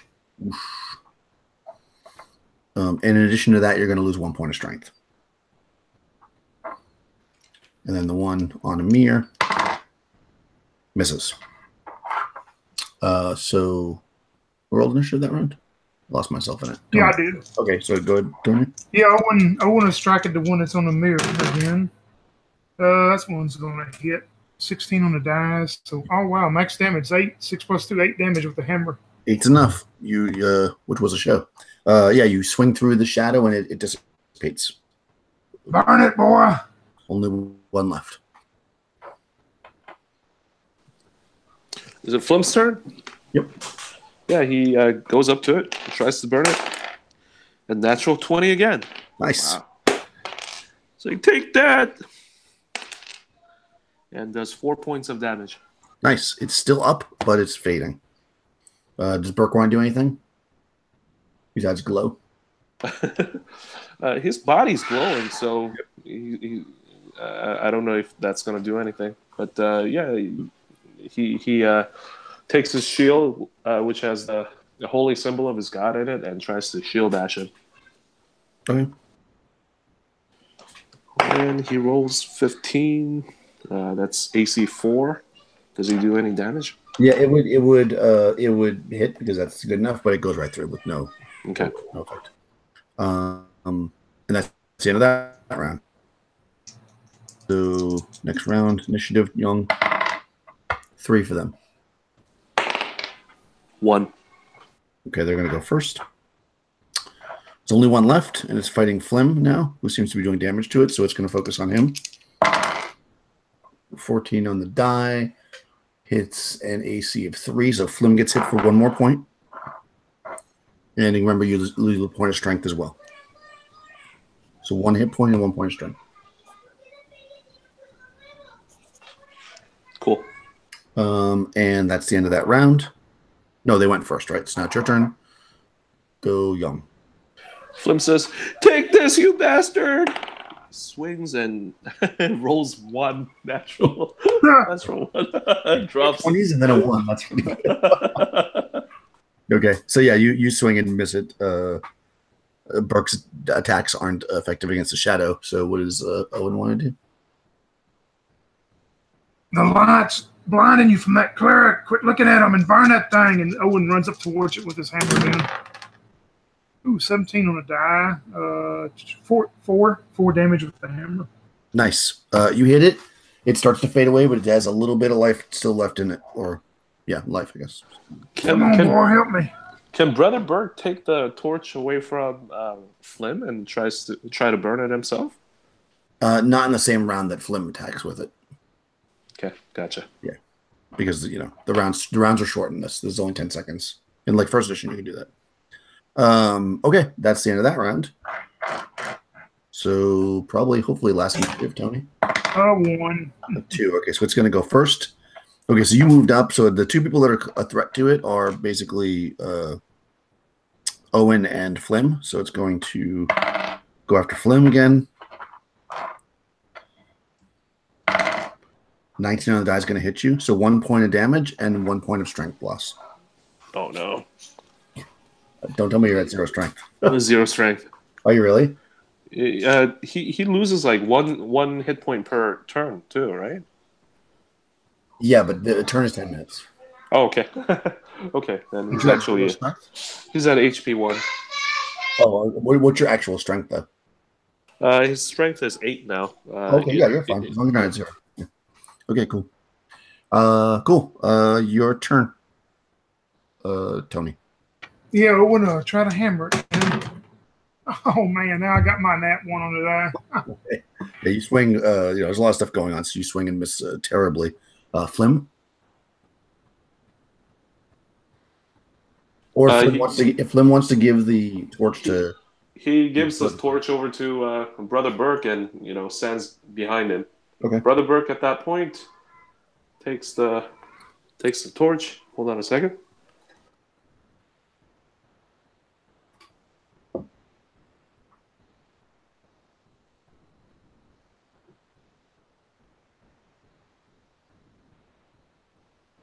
There's tension in the air.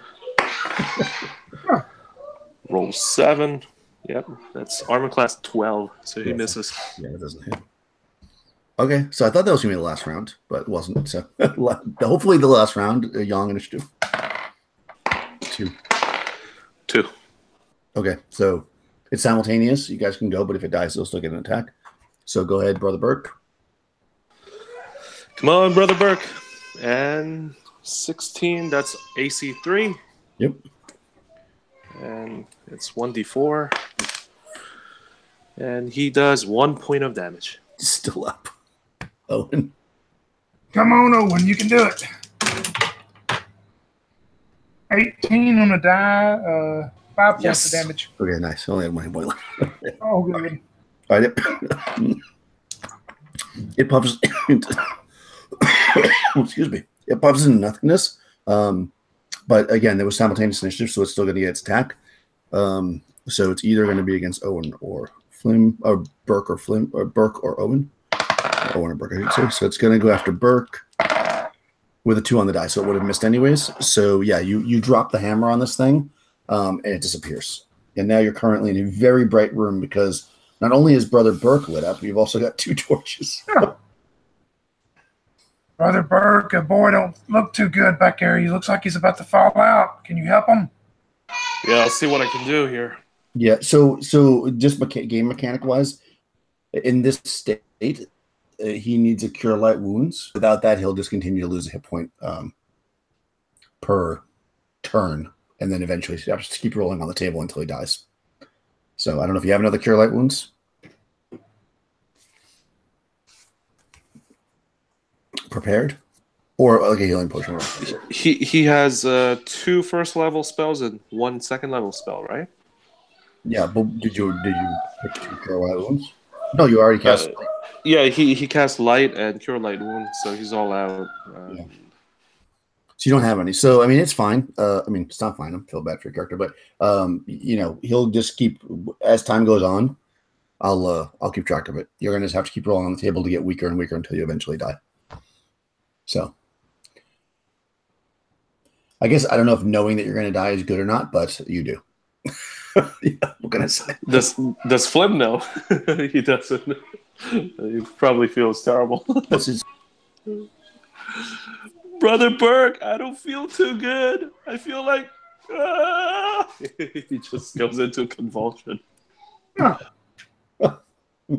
maybe he'll be more brave because he knows he's gonna die anyways, or maybe not. Okay. And Brother Burke at this point looks at the poor guy and says, "Flim, you are gonna die. Be brave, my friend." Yeah. Okay, let's take a 5-minute break. Oh yeah, that sounds good. The next part of the chamber, I'll get my tea. Awesome. Move forward. All right, guys. I'll see you in 5.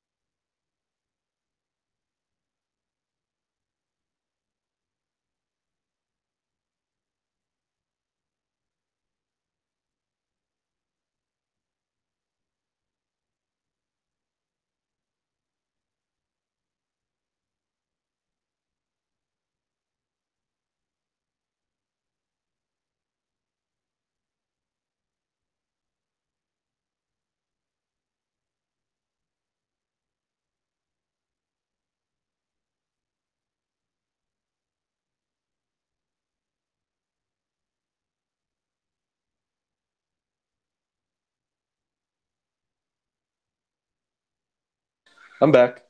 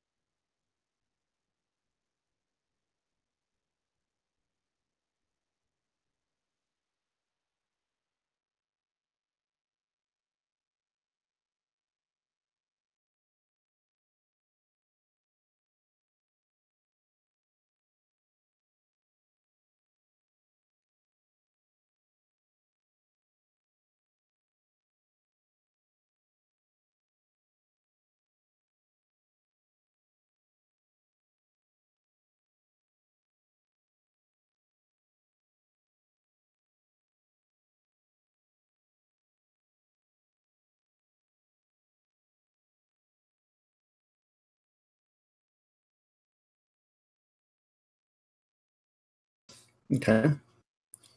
Trying to turn my camera back on. See if that helps. I don't know if the signal is still like every once in a while you guys break up from me too. I think my signal is still bad, but I'm back. I don't know. Is Tony back? I don't know. No, not yet. Okay. I'm back now. Cool. All right. Let me just quickly check this last room.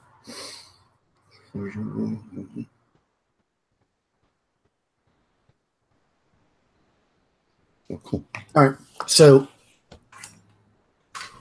you guys are in this room now, and it's very bright because of all the light spells and everything going on. Roll a d20, Brother Burke. He rolled 11. Okay. What's your wisdom? 16. Nice. As you're in lights pouring from you, you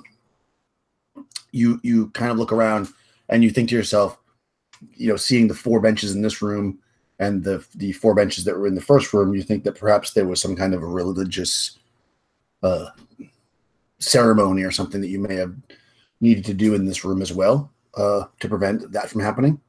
Unfortunately, it's too late now, but you feel like that could have been, those were like protectors of the tomb.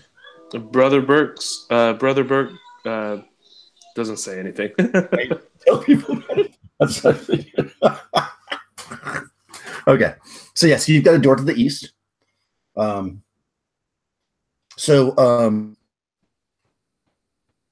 Yeah, there's a door to the east with stairs going down. As you looked into it, though, you had opened it when the shadows came out of the ground. Brother Burke is pretty confident that if you go, you'll be fine, because that's probably a one-time thing. But again, he's not saying anything to anybody. But I don't know how you want to. Owen goes up to Flynn, and he's trying to be quiet, but of course, with his gruff voice, he's not that quiet. Everybody can hear him, and he goes, "Boy, I know that you're hurt inside pretty bad. There's nothing I can do for you, and unfortunately, Brother Burke has got to pray again to help you, but you want to be seen as a hero, the best thing you can do is to continue to do what you're doing and help us and lead the way. That's what a hero does."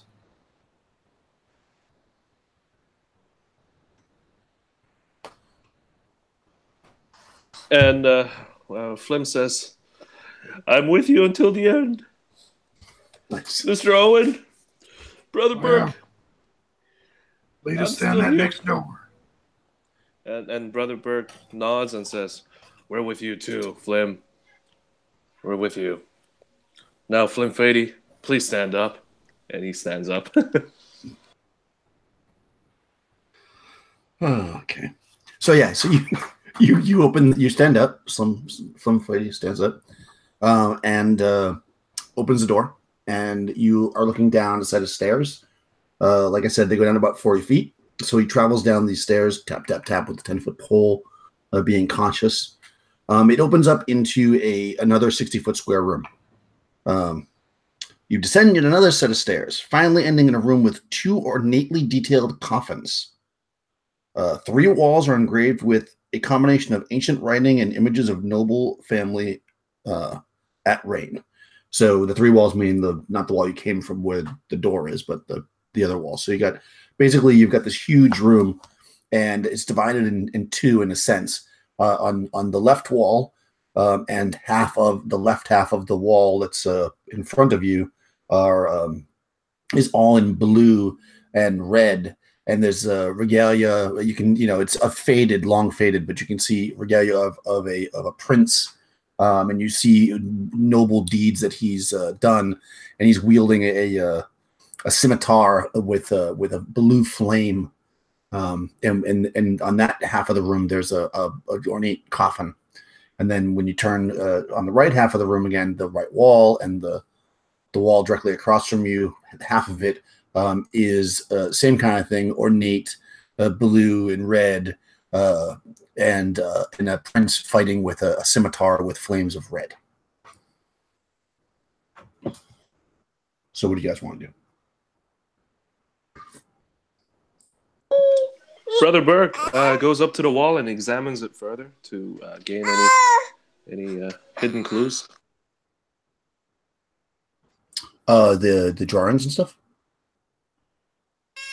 Yeah. Okay. Well, how about Owen and Amir? Yeah, I wouldn't be looking around, kind of marveling at, this room's probably much more ornate than the other ones, but Amir's looking around and he's kind of taking over Flynn's mind as far as he's looking, does anything look valuable? Well, the coffins themselves are ornate, but they're stone.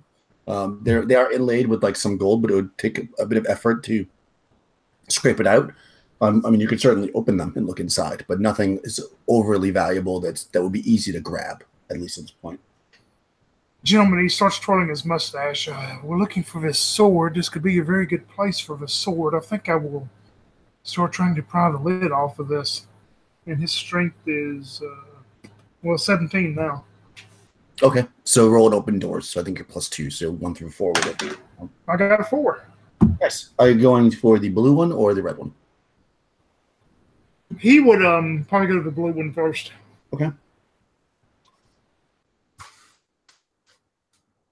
Cool. So you're doing that. You're pulling that off. Brother Burke, you're looking at the wall for any kind of clues or signs. Roll a d6 for me.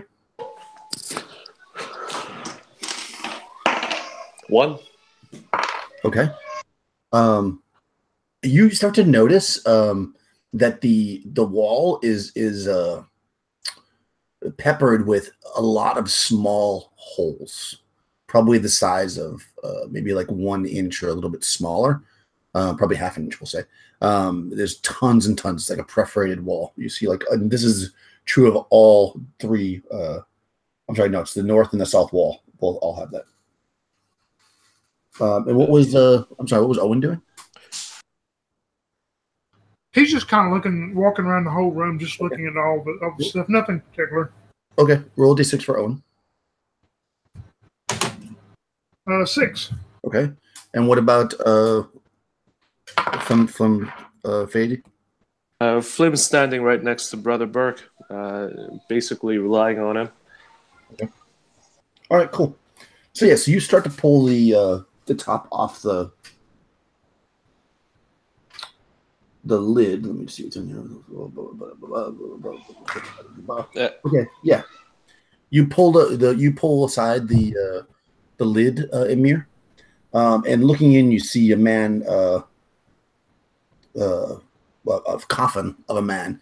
I should say, not a skeleton, more like a mummy, a mummified corpse, I should say. Of what was clearly probably one of these princes who was buried here, because you could see, even though they're in tatters now, the clothing that the figure is wearing looks like it would have been incredibly valuable in its day, but right now it looks like it's just like tatters. No sword or nothing. There's no sword in here. No. Any open jewelry that's just laying in there? There is, yeah, the blue one you said, right? Uh-huh. Yeah, he's got a ring, a sapphire ring. I was gonna try to. Excuse me. Not Owen. Amir's gonna try to take it, but the rest of them watching them. Okay. Yeah. Do you do that? I mean, they're looking at the wall, so I don't think they're able to see you. So, and I don't know that Owen cares. So, yeah, you can take the ring if you want. It's a sapphire ring. Sapphire ring. Okay. Yeah, it seems pretty valuable. It's worth 1,100 gold pieces. Ooh. Yeah. So yeah, you slip that off the finger. The finger probably like breaks as you take it off. The body doesn't come to life and attack you or anything. So he starts. He'll start closing it back up. To try to impress Brother Bert. By doing the right religious thing. And well, there's no sword in this one. I'll check the other one. Okay. All right, hold on a second. Okay, so go ahead and everybody roll a D8. You said a D8? Yeah, D8 for each character. A 3 for Owen and a 5 for Amir. Okay. 3 for Brother Burke, 8 for Flynn. Okay. All right. Yeah, so you guys are looking around. Everything's pretty quiet. You're going over to the other coffin at this point.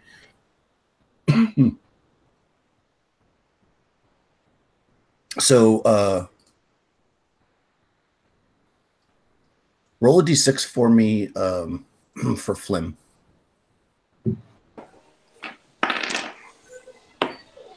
One. Okay. Flim does not feel well, but nothing additional happens this turn. Cool. Okay. You open up this coffin, Amir, and it's the same. Oh, you froze up on me. The coffin is the same, insofar as the fact that it's got a mummified body in there, dressed in rags, blah blah. It also has a ring that is a ruby. And no sword. No sword. Yeah, Amir's feeling a little different now. He's just, there's no sword in this one, and he closes tightly and quickly closes it back. He doesn't try to get the ring out of this one. Okay. Everybody roll a d8. 2 for Brother Burke, 8 for Flynn. Both of mine got 4s. Wow, okay, that's funny. All right, so both you turn around and maybe Owen's just kind of turns at the exact same moment as Amir, because you both get the same number, and you kind of both kind of look at each other, kind of like, oh, there's no sword, and then for whatever reason, your eyes both wander down to the rough outline of what looks to be a trapdoor in the center of the room, and also it's filled with dust now. But when you walk over to it, you see there's a small keyhole. Oh, look here. Amir starts speaking first because he probably got there a little quicker than Owen. But look here, Flynn, my friend. I found seems to be some kind of trapdoor in the floor here. I believe it may need your picking tools, though, to open it. If I'm gonna die, then I'm gonna die with blaze of glory. I'm gonna pick this lock like no luck I've ever picked before. And he tries to pick it. Okay, so when you go to do that, well, lots is happening all at once. So you're gonna pick the lock. So go ahead and roll for that. So it's just is it 1d6? Yeah, you can roll a d6 if you want. You get it on the you have 15. You have a 20% chance. So actually, roll percentile. 38. Okay, yeah, you're unable to. I mean, you're going to be able to pick it eventually if you just keep. Even though technically in Phoenix you can't just keep doing that, but I allow you to keep picking it if you want to keep trying. But each time takes a turn. However, roll a d6 for me for your magical life draining to see what's happening this round. 2. Okay, nothing. Wow, you're lucky. So no, actually, it'd be 2 and then plus 1 because it's the second time, so 3. Okay, you actually are kind of short of breath, and you can't try to pick the lock. You're going to be out of play for let's say 5 rounds, and I only say rounds because you're about to go into combat. Coming down the stairs, they do not surprise you. They're not surprised by you because you guys are all lit up. Are 4.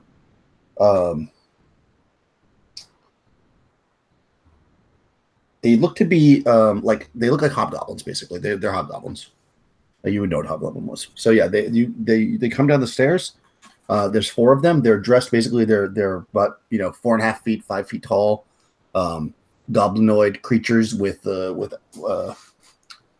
let's see, their AC is 6, so that means they're in leather armor with the shields, and they have holy crap, they have short swords. Okay, so they come down the stairs. So let's roll initiative. Let's go, Tony. All right, 3. Okay, they got a 4. They're gonna go first. It's gonna be bad. All right, so there's 4 of them. They're just gonna spread out, 1 on each person. First one's gonna go after. What distance does that have? Jeez. Okay. First one's going after Owen with an 11 on the die. That's not gonna hit you. No. Second one after Amir, misses with a 6. Third one after Brother Burke. Oops, 16 on the die. That's going to hit an AC of 1. Yep, Okay. that's a hit. Brother Burke gets hit for 3 points of damage. And make a save versus paralyzation.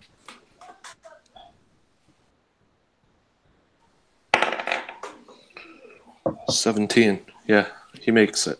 Nice. You are not paralyzed. Last one goes after, surprisingly, even though he's kind of standing there, not able to do anything, it goes after Flim and misses. They're swinging with their swords right now.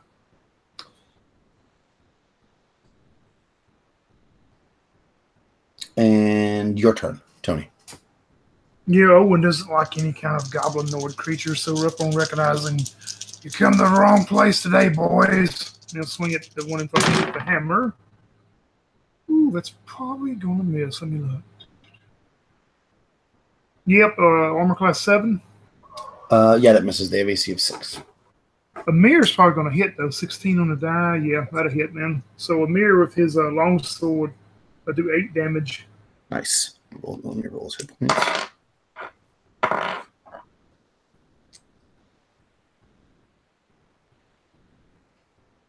Okay. It does not kill it, but it's very mortally wounded. How about Brother Burke? Brother Burke holds up his shield with the holy symbol again and says, by the power of light, hold these enemies in place. They're not undead. What's that? No. They're not undead. Yeah, he casts hold person. Oh, okay. Fantastic. Oh, wow, nice. That's actually really powerful. I have to look it up, but I know it's a good spell.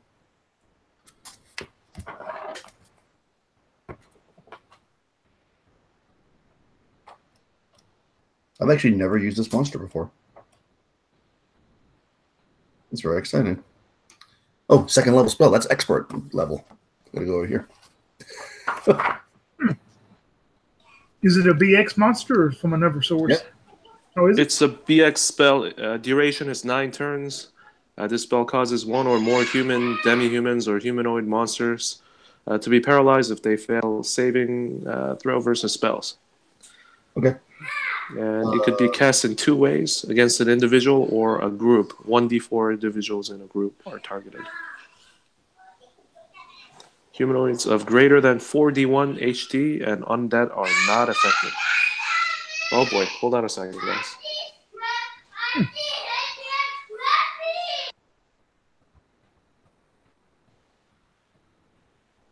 Creature larger than an ogre. Nope, it doesn't affect. Okay, so spell save versus spell. Okay, so roll a d4 to see how many of the 4 you can get with it. Okay. 4. Nice. Okay, so they got to make 4 saves versus paralyze. And they're not penalized for it because you were shooting around multiple people. But let's go. First one. Ooh, rolls a 19. I'm sure that passes. Let me just check.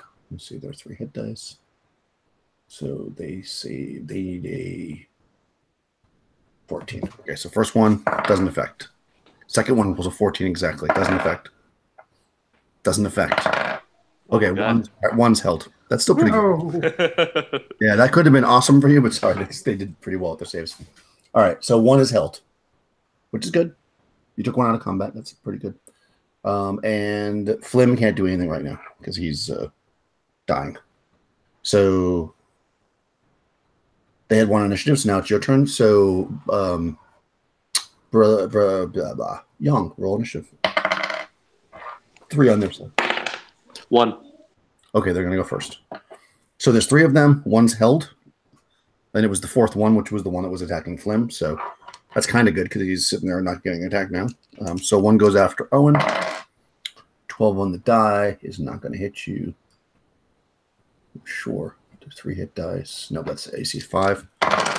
14 on the die for Emir's not going to hit either because that hits an AC of 2. And then for the Burke, 2 yeah, if it was AC 2 on Emir, right? That's what his is. Is? It would just hit him. No. It was a 14 on the die. Oh, I'm sorry. I thought I heard AC 2. No. It hit AC 14 on the 15 on the die would hit AC. Yeah, AC 2. It does hit you actually. I'm sorry. Yeah, you're right. Thanks. Just barely. Yeah. Okay. You're going to take 2 points of damage from the sword, and you must make a save versus paralyze. All right. Let's see. Oh, he failed. Okay, so you're paralyzed. For a long time. Doesn't matter right now. 2d4 turns. So, okay. So Emir's out of action, but it is your turn side now. So, Emir can basically do nothing, and he's just kind of like frozen in place. That is correct. Yep. I wouldn't have seen that happening, and at the same time as swinging this big hammer towards the one on him again. 19 on the dice. I know that hits, but minimal damage, 3 points of damage. It's still standing. Brother Burke? Brother Burke collaborates with Owen and attacks the same guy. Okay. And hits AC 9. That does not hit, unfortunately. Okay, next round initiative. Initiative? Me? You did? 5. Okay, they got a 1. You guys go. Yeah, Owen, same thing. He's going to try to smash him down. Oh, well, let's see. Maybe not miss. Armor class 6? 6 is their AC. Yep. Oh, good. Okay, it'll be 7 damage. Dead. Yeah, just barely dead, actually. Brother Burke attacks and rolls 2, so that's a miss. It does not hit. Yep. Okay, so it's going to go. Actually, these guys, there's 2 left, so they're going to turn and go after you guys because they don't go after people that are already paralyzed.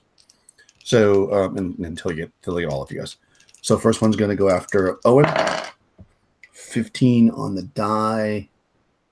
Hits an AC of 2, so that misses Owen, right? Because he's AC 1. Yep, he's AC 1. Yep. And Brother Burke misses with the 7 on the die. So next round initiative, Young.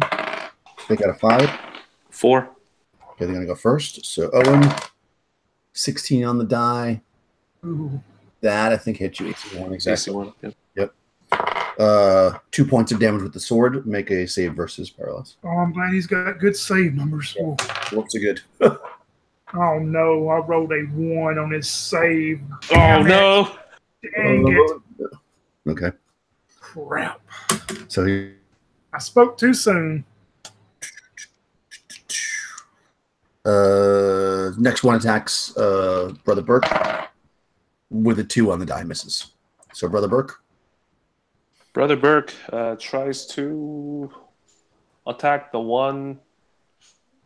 Actually, Brother Burke maneuvers his way towards the exit very bravely, but he makes a combat retreat. Okay, so you can attack and do that. Yep. 17. That's AC 2. That hits. Yeah, he attacks the same guy that Owen was fighting. And hits for 3 points of damage. Nice. Cool. Okay, they already went, right? Next round of combat. Young, I mean, you might as well keep rolling. Since you're the other one up.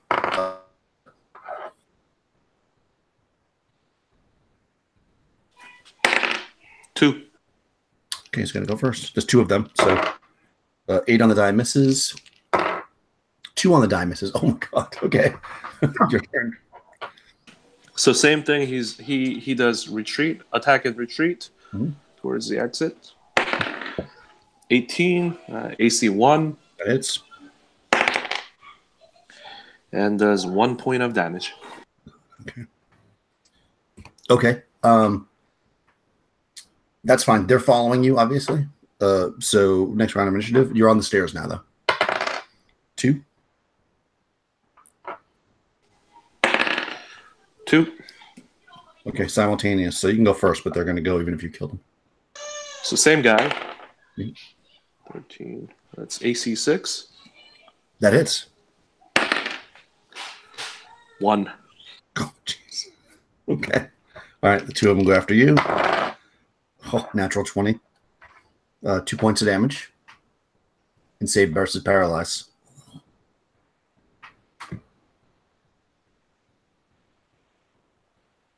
Save. 15. Paralyzation is 14. Whew. Yeah, he makes it. Okay, second one. 1 on the die, so misses. However, it's been more than 5 rounds. Flim can now act. And they are turned away from him. So if you want to do a backstab, you can actually do that. Flim says he takes out his short sword and tries to attack the one that's fighting Brother Burke, the one that's injured, and makes this roll. Oh my god, 19, epic, and +4, so double damage. Double damage. Oh, it's he rolled 4, so 4. 8. Then. Yeah, so 8 double damage on that. So that would be 16. Hold on, what? Sorry, 16 points of damage, right? No. He rolled 4, and then he has additional 4, and double that amount. Why does he have additional 4? Didn't you say he gets additional 4 for backstab? +4 to hit, double damage is how it works. Okay. So 8 points of damage. Yeah, 8 points of damage on that. Okay, that almost puts it down, but not quite. Okay, next round, roll initiative. They got a 4. No, 1. Okay, they're gonna go first. So obviously you stab this thing in the back. It turns around and attacks Flim. And rolls a 1, so misses. And the other one steps forward and attacks Brother Burke with a 2 and misses. All right, so your turn. One's facing Flim, you're basically like they're like this. And you guys are on either side of them. He yells, "Flim, show what you're made of!" And Flim raises sword and attacks him. 18 again, AC 1, and he does 1 point of damage. Oh my god, okay, it's still up. And Brother Burke attacks the same guy, rolls natural 20. Nice. And 6 points of damage. So okay. Double damage. 12 points. Bashes the guy's skull in, hopefully. He doesn't get double, only that's a thief skill. Oh, okay. So yeah, he rolls natural 20 and does 6 points of damage. Yeah, that's enough to kill it though. You smash it, and there's only one remaining that's still in combat. And I probably should have done this before, but I'm going to roll its morale before we even do this. Oh no, it's still going to fight. I guess at this point it feels like it can't go anywhere. So initiative. 5. Okay, so simultaneous, you can go first, but if it dies, it's still going to get to go. So go ahead and attack both your characters. Brother Burke rolls 9, AC 10, it's a miss. Rolls 12 with Flim, that is AC 7. 7 misses. Okay, it's going to attack. I'll just roll randomly. It's going after Flim. 19 on the die. So that hits 6 points of damage, which I'm sure. Yeah, Flim's gone. 4 Okay. flame. So hold on, let me get the other chart out, which might not be, but that's the. But at that point, you're negative. So roll a d6. 1. 7.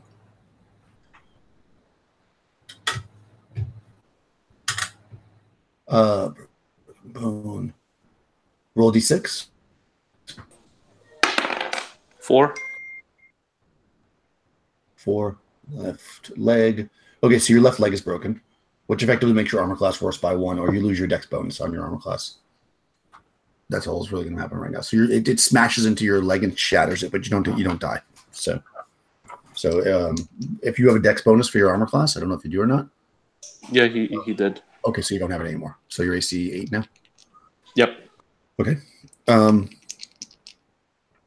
And that's it. Yeah, that's its turn. So next round, initiative. 6. 4. Oof, okay. It's gonna go after Flim still. It hits for 1 point, which roll d6. 4. 5. You get knocked down and stunned. Okay, so Flim's out of combat for Okay. so you won't be. But Brother Burke can go. You're faced off Brother again. Burke, swinging his mace, rolls mighty 1. Okay. Oh, It was starting to swing in your favor. God. Okay. That's the end of that round. So next round, initiative. 5. 5. Okay, simultaneous. You go first, but if it's still 10, AC 9. nope. 7 misses you. Next round, initiative. 5. 2. All right, it's gonna go first. 15. Ooh, that might hit you. Yeah, that's a hit. Yeah, because you're AC 2, right? AC 3. Make sure, because these guys are not. Yeah, it hits AC 2. Yep, so it hits you for 2 points of damage. You still up? Yep, I'm still. Okay. Save versus paralyzed, though. Roll 13. Oh no, he fails. oh, Okay, you are paralyzed. However, now this next round, Flim, who's not paralyzed but has 1 hit point, can act. So Flim's there. You see your cleric friend get slammed. You're on the ground. What would you like to do? Everybody's frozen but you. come on, hero. How's he gonna this thing? Flim. Flint. Oh, You were stunned, yeah. You want to fight? yeah, he says, I'm the guardian of my charge. I'll fight till the end. He stands up with a broken leg and swings at the guy. Okay. I'm going to say it thought you were down, so I'll let you go first this round. And roll 7. Okay. It notices you're there. It rolls a 1. All right, initiative. I'm just going to always let you go first, just because you're the piece like epic. 6. So don't even bother. You can just always go first. So go. 3. You rolled a 3 on the D20. Yeah. Oh, okay. I mean, the guy has his leg broken. 18. So it hits you, but only for 1 point. So roll a D6. 6. Another broken bone. All right, roll a D6. You got 3. Left arm. Okay.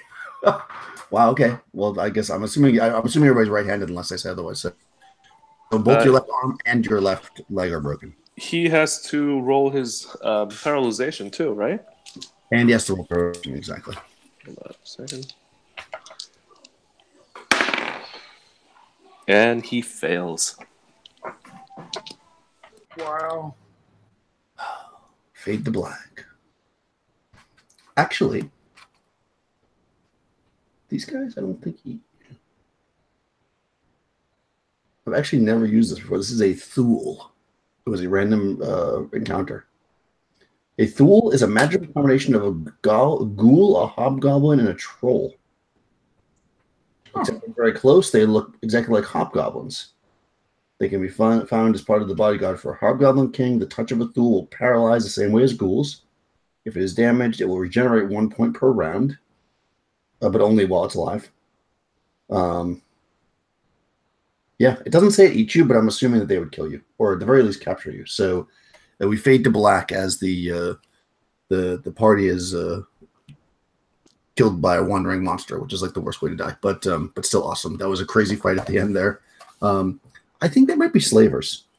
Don't destroy your character sheets. We'll see what happens there. But yeah, you certainly don't get the weapon, unfortunately. And there's no celebration in Mudville tonight. Huh. Oh, darn it. Thanks, guys. That was fun. I mean, you almost got to it. Man, this is two nights in a row of murder and mayhem. and actually both times from a wandering monster. That's the way I love it. It's like monsters. Yeah, you actually were there. The treasure was literally in the floor if you had picked that lock. Although there was a thing that would happen if you broke the floor, but it wasn't that bad actually. Like man, 90% bad. So close. Yeah, it was pretty fun. That was one of the desert excursions from the book. Yeah, from Thumbs. Yeah, I changed it a bit. It had like elementals and stuff, and I changed it to shadows, and also if you had room, you would have fought flame skeletons. But yeah, basically there was a. I probably shouldn't tell you because you guys are going to probably do this adventure, but there was a there was right there in the room. So I'll have to send him a message and tell him one of his deals killed two of my favorite characters. I'm hoping that Emir and Owen are still alive. Yeah, I know that's well because it doesn't say they eat them, but it does say it's a combination of a because it's trolls eat people and ghouls eat people. But hobgoblins don't necessarily eat people, so I'm kind of thinking that that's why I say don't destroy the character. I might have them be captured because we might have to have another epic journey to save these characters. How many rounds did Amir and Owen had until they regained their control? It's 2 to 8 turns. So yeah, and this rounds to a turn. Oh, 2d8 turns. Yeah. Oh wow. Yeah, it could be anywhere from 2 to 8. I mean, I could roll it. Just so I'm curious now because 3. So yeah, it would have been 70 minutes, and that whole combat was like maybe like 2 minutes. So they'd had a good hour to do whatever they're going to do. Yeah, if it was ghouls, you'd be dead for sure because it says once they paralyze everybody, they eat you. But I'm trying to decide because I kind of like the idea of them having captured you. And possibly then, because I can't really send you guys back through this, to get the weapon because you literally did the whole dungeon except for opening the last thing. So what I might do is have them have captured the weapon and have one of the quests be to go to these tools and get the weapon. So that might be how I change this. Because you can't not get the weapons and the world will end.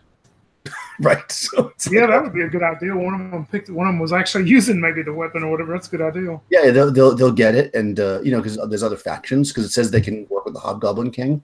So what I might do is maybe make a raid on a Hobgoblin lair to get the weapon back. So it'll be a little different than the other ones because it won't be like a lost weapon. It'll be more like a weapon that an evil king has that you have to kill and get the thing. So I'll probably do that because we want the world to not be destroyed. Yeah, it's a terrible way for the world to end by having these tools take the weapon and hide it. Especially because it was, I love that though, that like a random monster, like that one last night was the funniest thing. Like it was literally, I randomly rolled for a dragon. And almost always when that happens, I'm just like, they're just going to ignore the dragon and move on. And you guys like found the dragon. So good. Yeah. And then that turned it, and there was more than a dragon in it too. Well, the Medusa was planned. That was part of the thing. And it was actually, that was a pretty cool encounter that you guys didn't fully get to go through because that was actually part of it. If you had gone to a little further, the Medusa was right there. So I just figured I'd have you pop out in the Medusa lair. I thought that was kind of a fun way to do it because nobody's been. Yeah. Wow. That was really funny though because she was like, "Oh, I turned and looked to see where the arrow came from," and I'm like, "Oh, you look over there?" And she's like, "Yeah." I'm like, "Okay, roll."